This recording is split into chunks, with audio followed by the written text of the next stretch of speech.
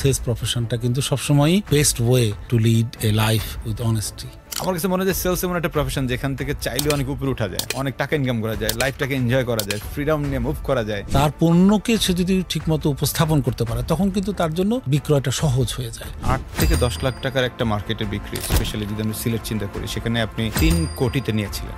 আমার প্রত্যেকটা প্রোডাক্ট নিয়ে কিন্তু কথা বলতে হবে, চিন্তা করতে হবে যে প্রতিযোগী কোম্পানিগুলো কি করছে। প্রতিদিন যদি অ্যাটলিস্ট 1টা 2টা 3টা করে নতুন নতুন কাস্টমার বাড়ানো যায়, তাহলে তার বিক্রি চোখ বন্ধ করে বেশি হবে। অনেকেই হয় কি খুব সহজে টার্গেট হয়ে গেলে স্লো মুভিং প্রোডাক্টগুলো নিয়ে কথা বলতে চায় না, কিন্তু আমাদের সময় আমরা যেটা করতাম সেটা আমরা শুরুই করতাম স্লো মুভিং দিয়ে। তোমার পার্সোনাল ডেভেলপমেন্ট যদি তুমি নিজে না করতে পারো তাহলে কিন্তু কোম্পানি তোমাকে মূল্যায়ন করবে না।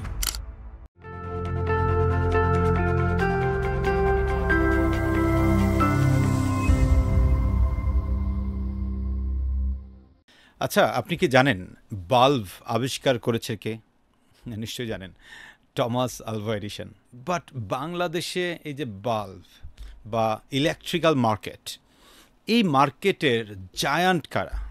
এক কথায় সবাই বলবে সুপারস্টার গ্রুপ। ইয়াস, আজকে আমাদের সাথে উপস্থিত হয়েছেন বাংলাদেশের সেই আইকনিক কোম্পানি সুপারস্টার গ্রুপের অন্যতম একজন সেলসের লিডার, যিনি তার দীর্ঘ পথ চলা শুরু করেছেন সিন্স 1996 থেকে। প্রায় 30 বছরের এক্সপেরিয়েন্সড একজন মানুষ, যিনি ক্যারিয়ার শুরু করেছিলেন সেলস থেকে, একবারে শুরু থেকে সেলস অফিসার বলেন বা সেলস এক্সিকিউটিভ বলেন, এই লেভেলটা থেকে এখন সুপারস্টার গ্রুপের যিনি চিফ সেলস অফিসার বা সিএসও। আজকে আছেন আমাদের সাথে আমাদের অত্যন্ত পছন্দের একজন মানুষ, নানাদার দেন মোহাম্মদ শাখাওয়াত হোসেন স্যার। স্যার, আসসালামু আলাইকুম। ওয়ালাইকুম আসসালাম, কেমন আছেন? আলহামদুলিল্লাহ স্যার, ভালো আছেন স্যার আপনি? জি আলহামদুলিল্লাহ ভালো আছি। আপনার মাধ্যমে যারা এই প্রোগ্রাম শুনছেন বা ভবিষ্যতে শুনবেন সবাইকে ধন্যবাদ। প্রিয় দর্শক, আমরা আপনাকে আবার একটু বলে রাখি, স্যার ওনার কেরিয়ার শুরু করেছেন নেসলে বাংলাদেশ থেকে, যেখানে উনি ছিলেন মেডিকেল ডেলিগেট। এটা ওষুধ কোম্পানি, জাস্ট মেডিকেল রিপ্রেজেন্টেটিভ যে কাজগুলো করেন সেলসের একবারে হুবহু সেম কাজ, বিক্রিও করা, প্রমোশনও করা। সেখানে উনি খুব রিমার্কেবল একটা কাজ করেছেন সিলেটে 5 বছরে 8 থেকে 10 লাখ টাকার বিক্রি, এটা নিয়ে গিয়েছেন 3 কোটিতে। My goodness. দেন উনি আরলা ফুডসে জয়েন করেন, এরপর উনি জয়েন করেন সুপারস্টার গ্রুপে, সেখান থেকে ওয়ালটন থেকে আবার উনি সুপারস্টার গ্রুপের এখন চিফ সেলস অফিসার হিসেবে আছেন। ওনার এই যে বর্ণাঢ্য জার্নি, এই জার্নির অনেক চড়াই উতরাই আছে, অনেক কন্ট্রিবিউশন আছে, অনেক সাকসেস স্টোরি আছে। আজকে আমরা মূলত 3টা পয়েন্টে ওনার সাথে কথা বলবো। নাম্বার 1, যারা ইলেকট্রিক্যাল সেলস প্রফেশনে আছে তাদের ক্ষেত্রে আসলে ভালো করার ওয়েগুলো কি কি হতে পারে, যারা কিনা লিডার পর্যায়ে আছেন, সেলসের লিডার্স, তাদেরকে ভালো করার জন্য ওয়েগুলো কী হতে পারে, এবং ফাইনালি যারা সি সুইট লেভেলে আছেন বা এমডি লেভেলে আছেন তাদের স্ট্র্যাটেজিক মুভমেন্টগুলোতে কীভাবে আরেকটু করলে একটা ইলেকট্রিক্যাল কোম্পানি অন্য মাত্রায় যেতে পারে। সো পুরো বিষয়গুলো নিয়ে কথা বলবো স্যারের সাথে। 30 বছরের জার্নিটা আমরা শুনবো স্যারের কাছ থেকে। স্যার, আপনাকে প্রথম প্রশ্ন, সেটা হচ্ছে আপনি যখন নেসলেতে 1996 সালে জয়েন করলেন as a medical delegate, so সেখানে আপনার কোনো একটা গল্প আমরা শুনতে চাই তৎকালীন সময়ে, যে আপনি একবার সেলসে হাতে করে এটা হলো যে। আচ্ছা, গল্পের শুরুতে আসলে আবারও আমি সবাইকে ধন্যবাদ জানাচ্ছি। আমার প্রয়াত বাবাকে স্মরণ করছি আমি। তার কারণ আছে, একটা কারণ হচ্ছে যে আমার বাবা চাইতেন যে আমি সরকারি চাকরি করি। তো আমি যখন নেসলেতে অ্যাপয়েন্টমেন্ট লেটার পেলাম, আমি জয়েন করলাম, উনি 6 মাস আমার সাথে কথা বলেননি। কারণ আমি কেন একটা বেসরকারি চাকরি বেছে নিলাম, এই কারণে। তো আমি স্মরণ করছি এই কারণে যে তাকে আমি বোঝাতে সক্ষম হয়েছিলাম যে আসলে একটা সহজ জীবনযাপনের জন্য সেলস প্রফেশনটা কিন্তু সবসময়ই best way to lead a life with honesty. তার মানে সেলসের মানুষ যারা আছেন, এখান থেকে কিন্তু একটা গ্রেট মেসেজ, সেলসে যারা থাকি তারা অনেস্ট উপায়ে অনেক উপরে উঠতে পারে এবং একটা ভালো লাইফ লিড করতে পারে। সেটাই স্যার আপনি বললেন। এটা আমি দৃঢ়ভাবে বিশ্বাস করি। দৃঢ়ভাবে বিশ্বাস করে। My goodness, it's a very good answer. আমিও কিন্তু খুব বিশ্বাস করি, বিকজ আমার কাছে মনে হয় যে সেলস এমন একটা প্রফেশন যেখান থেকে চাইলে অনেক উপরে উঠা যায়, অনেক টাকা ইনকাম করা যায়, লাইফটাকে এনজয় করা যায়, ফ্রিডম নিয়ে মুভ করা যায়, মানুষের সঙ্গে গল্প করে করে সময় কাটানো যায়। একদম একদম। কারণ একঘেয়েমি, আমার মনে হয় যে এটা একমাত্র প্রফেশন যেখানে কোনো একঘেয়েমি নেই। You can impose your techniques, আপনি নিজস্ব চিন্তা চেতনা সব কিছুকে আপনি ইম্পোজ করতে পারেন এই প্রফেশনে।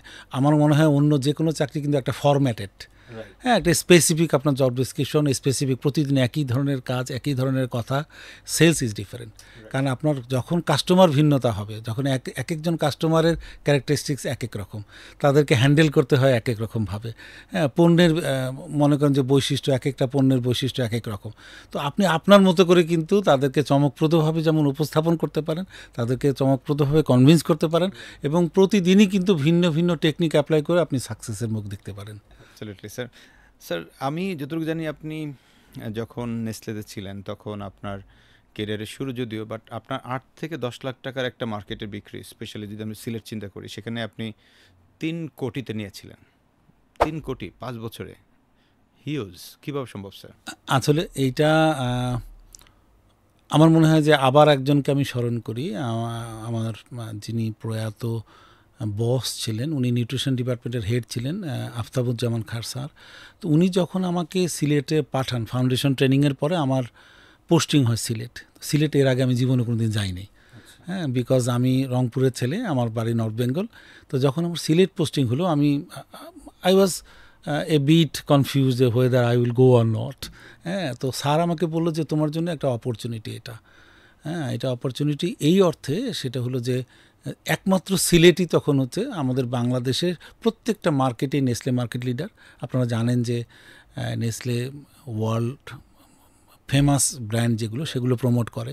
ল্যাকটোজেনের মতো ব্র্যান্ড, সেরেল্যাকের মতো ব্র্যান্ড তারা প্রমোট করে। তো সারা বাংলাদেশে তখনও মার্কেট লিডার ছিল, কিন্তু Sylhet was the exceptional market, যেখানে আসলে ওই সময় মিড জনসন মার্কেট লিডার ছিল। তার মানে আপনি এমন একটা মার্কেটে গেলেন যখন ওই মার্কেটে নেসলে ব্র্যান্ড লিডার না, না, বা মার্কেট লিডার না, বাট বাংলাদেশ অন্য জায়গায় সে মার্কেট লিডার, এবং আপনাকে এরকম একটা জায়গায় দেওয়া হলো খুব টাফেস্ট জায়গা। সো সেখানে গিয়ে আসলে আপনার ওভারঅল তো এক্সপিরিয়েন্সটা? আসলে ওই স্বভাবতই যেহেতু মার্কেট লিডার না, কাজে অপরচুনিটি ছিল ব্যাপক। অনেক জায়গায় অনেক অপরচুনিটি ছিল। সিলেটে আপনারা জানেন যে সিলেটের মানুষদের মধ্যে একটা বড় অংশ কিন্তু অ্যাব্রোডে জব করে, এবং তারা ফরেন রেমিটেন্সের কারণে সিলেট কিন্তু বাংলাদেশের লন্ডন বলা হয় আর কি। তো তাদের হাতে টাকা পয়সা আছে, তারা কোনো প্রেসক্রিপশনের ঔষধ তারা খণ্ডাংশ করে নেয় না। এটা কিন্তু ওষুধ কোম্পানিগুলো আলাদাভাবে মূল্যায়ন করে যে তারা প্রেসক্রিপশনের টোটাল ওষুধ একেবারে কিনে নেয়, পুরোটাই কিনে ফেলে। ঠিক একই রকমভাবে নিউট্রিশন প্রোডাক্টের যেহেতু একটু দাম আছে, কিন্তু তারা এই দামটাকে তারা কেয়ার করতো না। তো মনে করেন ল্যাকটোজেন হোক, সেরেলাক হোক, তারা একেবারে 1 ডজন 1 কার্টুন এরকম করে কিনে ফেলতো। So there was so big opportunity, এবং ওই অপরচুনিটিটা জাস্ট আমি জাস্ট গ্র্যাব করেছি। এবং আমার মনে হয় যে কম্পিটিশনের শেয়ার স্ন্যাচ করাটাও আমার জন্য অনেক সহজ হয়েছে। আপনারা জানেন যে আসলে ডক্টর প্রমোশনাল যে প্রোডাক্টগুলো আছে, সেটা নিউট্রিশন হোক বা ফার্মাসিউটিক্যালস হোক, এই প্রমোশন অংশটা যদি ঠিকমতো ক্লিক করে, তাহলে কিন্তু সেলসটা সহজেই হয়ে যায়। সো ওইখানে অনেক পেডিট্রিশিয়ান ছিলেন, যারা গাইনির ডক্টর ছিলেন, তারা আমাদের আউট অফ রেঞ্জ ছিল। তারা বিভিন্ন কারণে আসলে আলটিমেটলি কাভারেজে চলে আসে, এবং এই কাভারেজের কারণে সেলসের কোনো গুণিতক হারে না, কোনো সমানুপাতিক হারে আসলে আমার কাছে মনে হয় যে সেলসটা আসা শুরু করলো, এবং আলটিমেটলি সাকসেস আসা শুরু করলো। স্যার, তাহলে যদি আমরা এখানে দেখি, অনেকে তো উল্টা ভয় পায় যে এই মার্কেট ভালো না, এই মার্কেটে ব্র্যান্ড লিডার না, এখানে আমাকে আবার পাঠানো হইলো। আর আপনি দেখেছেন সেটাকে একটা অপরচুনিটি হিসেবে, এবং অপরচুনিটি হিসেবে দেখেছেন এই অর্থে যেহেতু এখানে অনেক বিদেশি লোকজন থাকে। বিদেশি লোকজন মিন্স লন্ডনে যেহেতু থাকে, তাদের হাজব্যান্ড হোক, ভাই হোক, বাবা হোক, সো ওইখান থেকে একটা বড় টাকা চলে আসে, এবং সিলেটের নেচার হচ্ছে যে ওরা আসলে ফুল প্রেসক্রিপশন প্রোডাক্ট কিনে ফেলে। সো এই যে জায়গাটা, এখানে আপনি অপরচুনিটি দেখে পরবর্তীতে মার্কেট কাভারেজটা বাড়ালেন, ডক্টর টু ডক্টর আপনি ভিজিট করেছেন, এবং আলটিমেটলি ওই চাহিদা মেটানোর কারণেই রাতারাতি কয়েক গুণ আসলে বেড়ে গেছে। মানে প্রত্যাশার চাইতে বেশি। তার কারণ হচ্ছে আসলে এটা বললাম তো, যে আমার এখনও মনে আছে, যদিও নিউট্রিশনাল সেলস থেকে আমি এখন অনেক দূরে, কিন্তু আমার এখনও মনে আছে যে একটা প্রেসক্রিপশন হলে 3.5 কার্টুন প্রোডাক্ট সেল হতো। একটা প্রেসক্রিপশন ওষুধে কিন্তু একটা, কিন্তু 3.5 কার্টুন মানে কি 24 পিসের কার্টুন। সো 3.5 কার্টুন প্রোডাক্ট একটা প্রেসক্রিপশনে হতো। কারণ একটা বাচ্চা যখন দুধ খাওয়া শুরু করে, তাকে কিন্তু তাকে 1 বছর কন্টিনিউ করতে হয়, বা 6 মাস পর্যন্ত। তারপরে আবার 6 মাস থেকে মনে করেন 2 বছর পর্যন্ত তাকে স্টেপ 2 খেতে হয়। তো এই ইয়াতে একটা প্রেসক্রিপশন মানে 2 বছর সেই একই ব্র্যান্ডের দুধ সে খাচ্ছে। তার মানে ওরা একটা প্রেসক্রিপশন পাইলে ধুম করে আর 3.5 কার্টন কিনে ফেলতো। My goodness, এটা কিন্তু না হলেও একটা বড় অংশ বড় কিনে অংশ কিনে ফেলতো। ফেলতো। It's a very good one. তার মানে আপনি ওইখানে অপরচুনিটিকে কাজে লাগিয়েছেন। That's very fantastic. Then sir আপনি ওইখানে আপনার একটা ভালো কন্ট্রিবিউশন করে দেন, ঢাকায় আসলেন। ঢাকাতে আপনি কাজ করলেন ইয়েতেই, মানে ওই সময় নেসলেতেই। আসলে নেসলেতে এমন একটা ব্যাপার ছিল, যারা পেরিফেরিতে কাজ করে তারা তাদের ভালো কাজের পুরস্কার স্বরূপ ঢাকায় কাজ করার সুযোগ পেত আর কি। তো আমি প্রায় 5-6 বছর সিলেটে থাকার পরে I have got opportunity to transfer Dhaka. তো ঢাকায় আমি এরিয়া ম্যানেজার হিসেবে যখন কাজ করছিলাম, তখন ঢাকার বড় অংশই আমার আন্ডারে ছিল। আমার ঢাকার সবচেয়ে বড় ডিস্ট্রিবিউটর, যিনি প্রায় 20% সেলস কন্ট্রিবিউট করতেন। আপনার সভাপতি ক্যাপিটাল সিটির কন্ট্রিবিউশন তো একটু বেশি, বেশি হয়। তখন ঢাকার মার্কেটে আমি কাজ করা শুরু করলাম। স্যার এখানে যদি আমি আপনাকে একটু বর্তমান জায়গায় নিয়ে যাই আবার, সেটা হচ্ছে ধরেন আপনি যখন কাজ করলেন 1996 সাল থেকে ধরে নিই 2001 পর্যন্ত ডিরেক্টলি সেলসে কাজ করেছেন, জি, একবারে ডোর টু ডোর গিয়ে। বর্তমানে আপনি তো সুপারস্টার গ্রুপে আছেন। তো সুপারস্টার গ্রুপেও কিন্তু সেলস অফিসার আছে, যারাও কিন্তু এরকম ডোর টু ডোর যায়, রিটেলার কাছে যাচ্ছে। যে আমাদের ফিল্ড অফিসার আছে, ফিল্ড তাদেরকে আমরা অফিসার, ফিল্ড অফিসার বলি। এফও বলেন।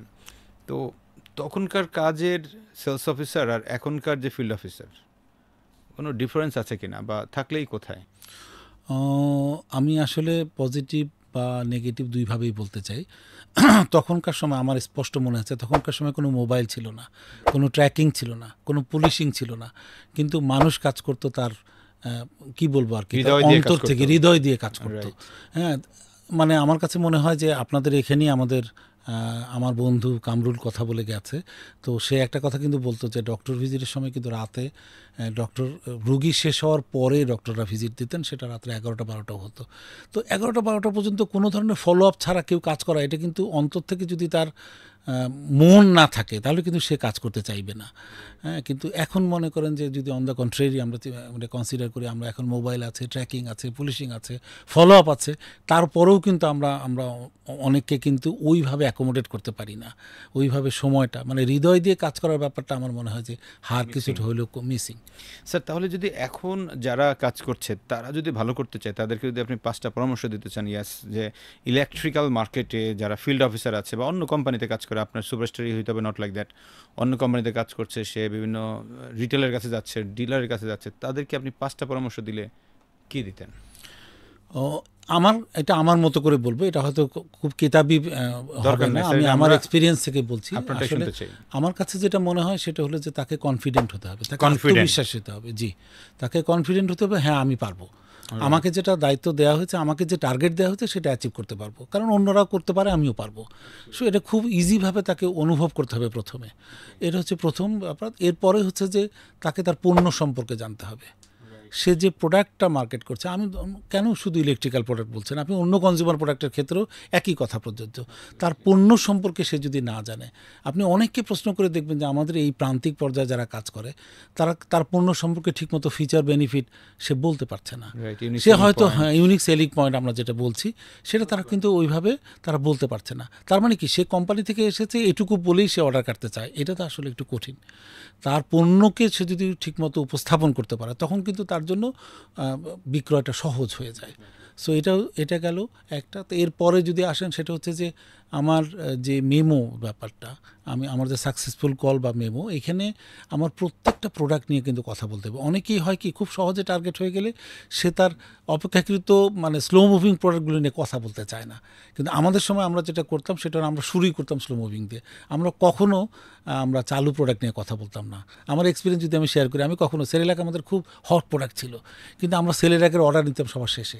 ওকে, আমরা প্রথমে বলতাম যে আগে অন্য যেগুলো প্রোডাক্ট আছে, যেগুলো কম চলে, সেটা আগে আমি বলতাম যে হ্যাঁ সেরেলাক তো আপনাকে দিব, আগে বলেন ল্যাকটোজেন ব্যাগ ইন বক্স কত, প্যাকেট কত, এরকমভাবে। ঠিক আমিও এখনও তাই বলবো যে তাদেরকে সবগুলো পিজি নিয়ে কাজ করতে হবে, প্রত্যেকটা প্রোডাক্ট গ্রুপ নিয়ে তাকে কথা বলতে হবে, তার টার্গেট অর্জন অনেক সহজ হয়ে যাবে। ঠিক একই রকমভাবে তাকে কিন্তু চিন্তা করতে হবে যে কিভাবে সে আরও বেশি কাভারেজ করতে পারে। আরও বেশি কাভারেজ বলতে নতুন দোকানে যে পণ্য দেওয়ার ব্যাপারটা, সে তার অভ্যাসজনিত কারণে যার সাথে তার একটা ব্যবসায়িক সম্পর্ক আছে, রেগুলার লেনদেন আছে, সে তার কাছেই যেতে চায়। কিন্তু তাকে চিন্তা করতে হবে, আমাকে বাড়তি বিক্রি করতে গেলে আমাকে নতুন দোকান, নতুন জায়গা কিন্তু এক্সপ্লোর করতে হবে, নতুন রিটেলার তৈরি করতে হবে। তো এটাও খুব গুরুত্বপূর্ণ একটা ব্যাপার। পাশাপাশি যেটা ব্যাপার তাকে কিন্তু চিন্তা করতে হবে যে প্রতিযোগী কোম্পানিগুলো কি করছে, তারা Competitor কোন analysis. স্ট্র্যাটেজিতে নিচ্ছে, কম্পিটিশন অ্যানালিসিস। অনেক আমার সহকর্মীরা কিন্তু হয়তো মানে কম্পিটিশন সম্পর্কে খোঁজ খবরই রাখে না, যে কেন আমার প্রোডাক্টটা না নিয়ে কম্পিটিশন প্রোডাক্ট নিচ্ছে। এটা অ্যানালিসিস যে সে করতে পারে, তাহলে কিন্তু তার স্ট্র্যাটেজি কাস্টমাইজ করে সে হলে কিন্তু অন্য অন্য স্ট্র্যাটেজিতে অ্যাপ্লাই করে সে কিন্তু ওই জায়গাটাতে সে তার নিজের প্রোডাক্ট। স্যার তাহলে আমরা যদি 5টা বিষয়কে একটু সামারাইজ করি আপনার কথায়, আপনি ফার্স্ট বলছেন যে কনফিডেন্ট, আমি পারবো। এটাকে আমরা আমাদের ভাষায় যেটাকে বলি যে positive mindset. This is really really important, because আমি যদি ওয়ান্স ফিল করি যে ইয়াস আমি পারবো, তখন কিন্তু আসলে পারি, মনে না করলে জীবনে পারবো না। তার মানে আপনি ফার্স্ট বলেছেন তার কনফিডেন্ট হওয়া, যেখানে মাইন্ডসেট একটা ফ্যাক্টর। সেকেন্ড আপনি বলছেন তার প্রোডাক্ট নলেজ খুব বেশি জরুরি আর কি, প্রোডাক্ট নলেজ জানা। থার্ড থিংস আপনি স্যার যেটা বলেছেন সেটা হচ্ছে সে যখন ডিউরিং কল করবে ওই সময় তার যেন প্রত্যেকটা প্রোডাক্টকে সে কল করে, প্রত্যেকটা পিজিকে প্রোডাক্ট গ্রুপকে যেন সে টাচ করে, ইভেন যেটা স্লো মুভিং সেটাকেও যেন সে টাচ করে, কারণ ডিউরিং কল অনেকগুলো জিনিস চলে আসতে পারে। থার্ড থিংস আপনি যেটা বলেছেন, এটা ফোর্থ যেটা আপনি বলেছেন স্যার, কাস্টমার নতুন নতুন বাড়ানো। জি, কারণ নতুন নতুন কাস্টমার না বাড়াইলে আলটিমেটলি তো আমার বিক্রি বাড়ছে না। সো কম হোক বেশি হোক এরকম করে প্রতিদিন যদি অ্যাটলিস্ট 1টা 2টা 3টা করে নতুন নতুন কাস্টমার বাড়ানো যায়, তাহলে তার বিক্রি চোখ বন্ধ করে বেশি হবে। জি স্যার, থ্যাংক ইউ স্যার। আমরা একটু চলে যেতে চাই আপনার সঙ্গে এবার। আপনি পরবর্তীতে গেলেন আরলা ফুডে। জি, সো আরলা ফুডের আমরা অ্যাজ এ লিডারশিপ রোল থেকে আপনার একটা গল্প শুনতে চাই, যেখানে অ্যাজ এ লিডার আপনি সাকসেসফুলি কিছু কাজ করেছেন, অর কোনো স্ট্রাগল করছেন, হোয়াট এভার। আমার কাছে মনে হয় যে আরলা ফুডসের যদি রিমার্কেবল কিছু বলতে হয়, তাহলে আমি বলবো যে এক্সেপশনাল প্রোডাক্ট লঞ্চ। আপনারা জানেন যে ডানো বাংলাদেশে কিন্তু পাকিস্তান আমল থেকে আছে। তো আমার সময় তখন প্রায় 50 বছর পার হয়েছে, এখন 60 বছর, আজকে যদি 25-এ দাঁড়ায় তাহলে 60 বছর হয়ে গেছে। কিন্তু ওই সময়ও 50 বছরে শুধু ডানোই ছিল তাদের product, basic product, heritage product. তারা মার্কেট লিডার ছিল এবং ডানো বলতে মানুষ দুধ বলতো, এমন একটা ব্যাপার ছিল।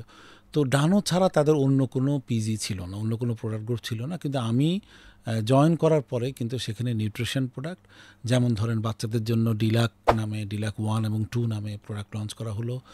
ডিলাক 1 ডিলাক 2 তো খুব ভালো চলতো তো একটা সময়। জি জি, ভালো চলতো কারণ এবং নেসলের কন্টেম্পোরারি হিসাবে প্রোডাক্ট, মানে ওই সময় আসলে প্রিবায়োটিক প্রোবায়োটিক একটা খুব ভালো একটা ইস্যু ছিল।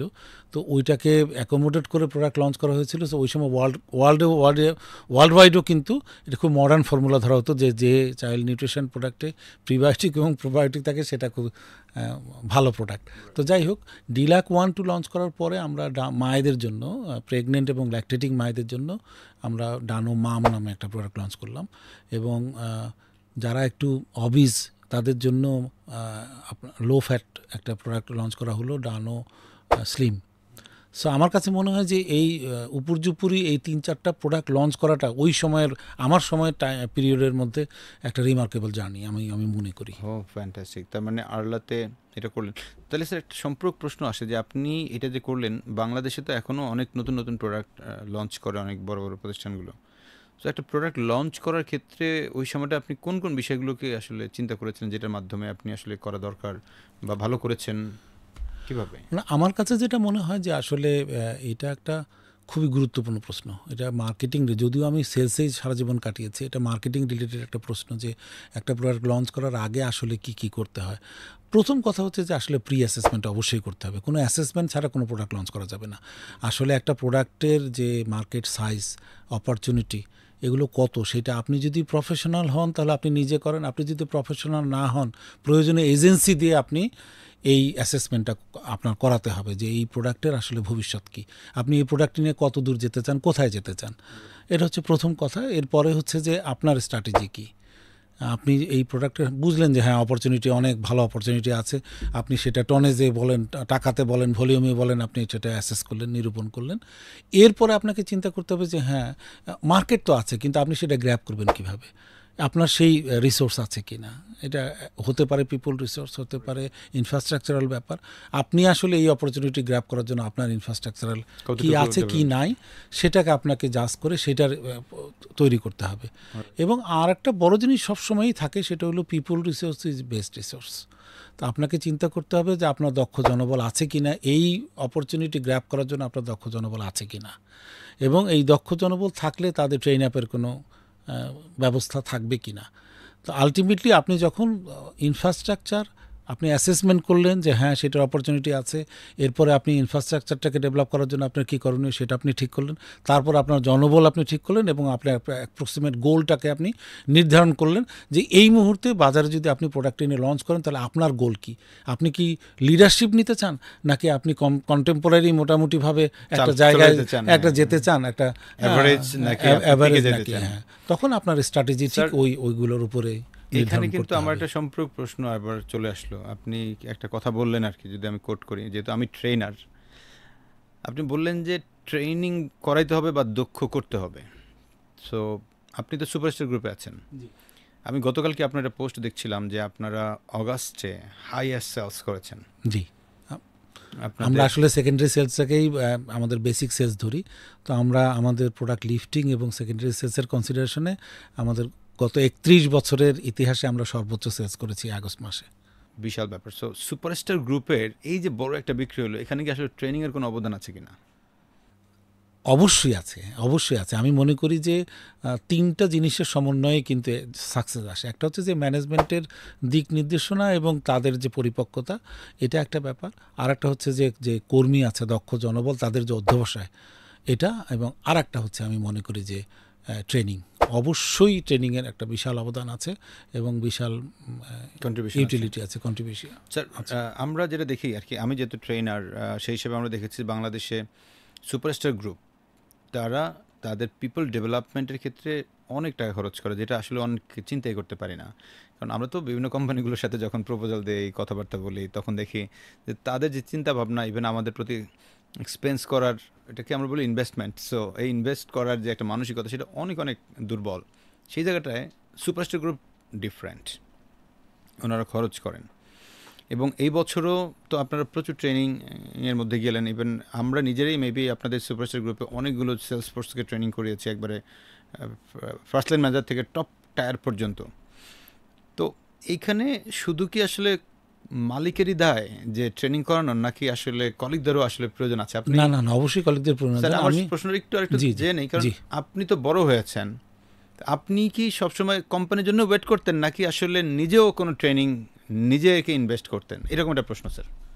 আমি প্রথমে ধন্যবাদ জানাই একটি খুব গুরুত্বপূর্ণ বিষয় অবতারণা করার জন্য। তো আমি আসলে সুপারস্টার ম্যানেজমেন্টকে আবারও ধন্যবাদ দিতে চাই এই কারণে যে তারা কিন্তু একদম গ্রামার মেনে এই কাজটা করেন। একদম প্রথমে মনে করেন যে টিএনএ আমার ট্রেনিং নিড অ্যানালিসিস করে একদম পুরো ট্রেনিং ক্যালেন্ডার আমরা সারা বছরে করে ফেলি। সারা বছরে ট্রেনিং ক্যালেন্ডার করে আমাদের একদম ফাউন্ডেশন ট্রেনিং, রিক্রুটমেন্ট যারা হয় তাদের ট্রেনিং সহ আমরা একদম সারা বছরের আমরা একদম সময় টাইম টু টাইম এক্সটার্নাল আমাদের রিসোর্স দিয়ে আমরা কোন ট্রেনিংগুলো করাবো, আমাদের ইন্টারনাল রিসোর্স দিয়ে আমরা কোন ট্রেনিংগুলো করাবো, সেগুলো কিন্তু আমরা ফিক্স আপ করে ফেলি। এবং কোনো কারণেই কিন্তু আমাদের এই ফিক্সেশন থেকে আমরা সরে আসি না। হ্যাঁ, আমাদের এইটা অফলাইন অনলাইন দুই ধরনেরই আমরা ট্রেনিংয়ের ব্যবস্থা করি। এবং যদি এক্সটার্নাল ট্রেনারের কথা বলেন, আমরা কিন্তু রিসোর্সের ক্ষেত্রে কোনো ধরনের কম্প্রোমাইজ করি না। কোনো পার্টিকুলার কন্টেন্টসের উপর সবচাইতে মানে কান্ট্রি বেস্ট ট্রেনারকে তাকে আমরা চুজ করে নিয়ে আসি আমাদের এইগুলো করার জন্য। তো আমি আবারও সেই জন্যই ধন্যবাদ জানাই যে সুপারস্টার ম্যানেজমেন্ট এই ব্যাপারে কোনো ধরনের কোনো কার্পণ্য করে না, কারণ তারা বিশ্বাস করে যে দক্ষ জনবলই পারে আসলে বিজনেসের চেহারা পাল্টে দিতে।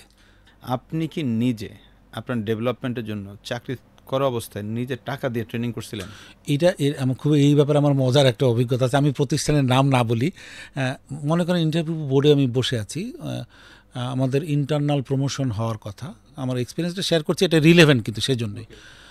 সেটা হলো যে একদম মনে করেন যে 12 বছর 14 বছর কাজ করে এসেছে, তারা তো খুব প্রসপেক্টিভ পিপল রিসোর্সেস। তাদেরকে যখন প্রমোশনে জিজ্ঞাসা করা হলো যে তারা আসলে তাদের চাকরি বা তাদের ওই কোম্পানিতে কর্মরত অবস্থা ওই কোম্পানির ট্রেনার ছাড়া তারা আসলে অন্য কোনো ট্রেনিং করেছে কি না, মানে আমি বলতে বাধ্য হচ্ছি যে একটা বড় অংশ, প্রায় মানে 90% বলছে তারা কোনো ট্রেনিং করে নাই এক্সটার্নাল ট্রেনার। তারা নিজস্ব টাকা ইনভেস্টমেন্ট করে কোনো ট্রেনিং করে নাই। তারা কোনো ট্রেনিংয়ের জন্য বা সেলস রিলেটেড কোনো বই পড়ে নাই তারা।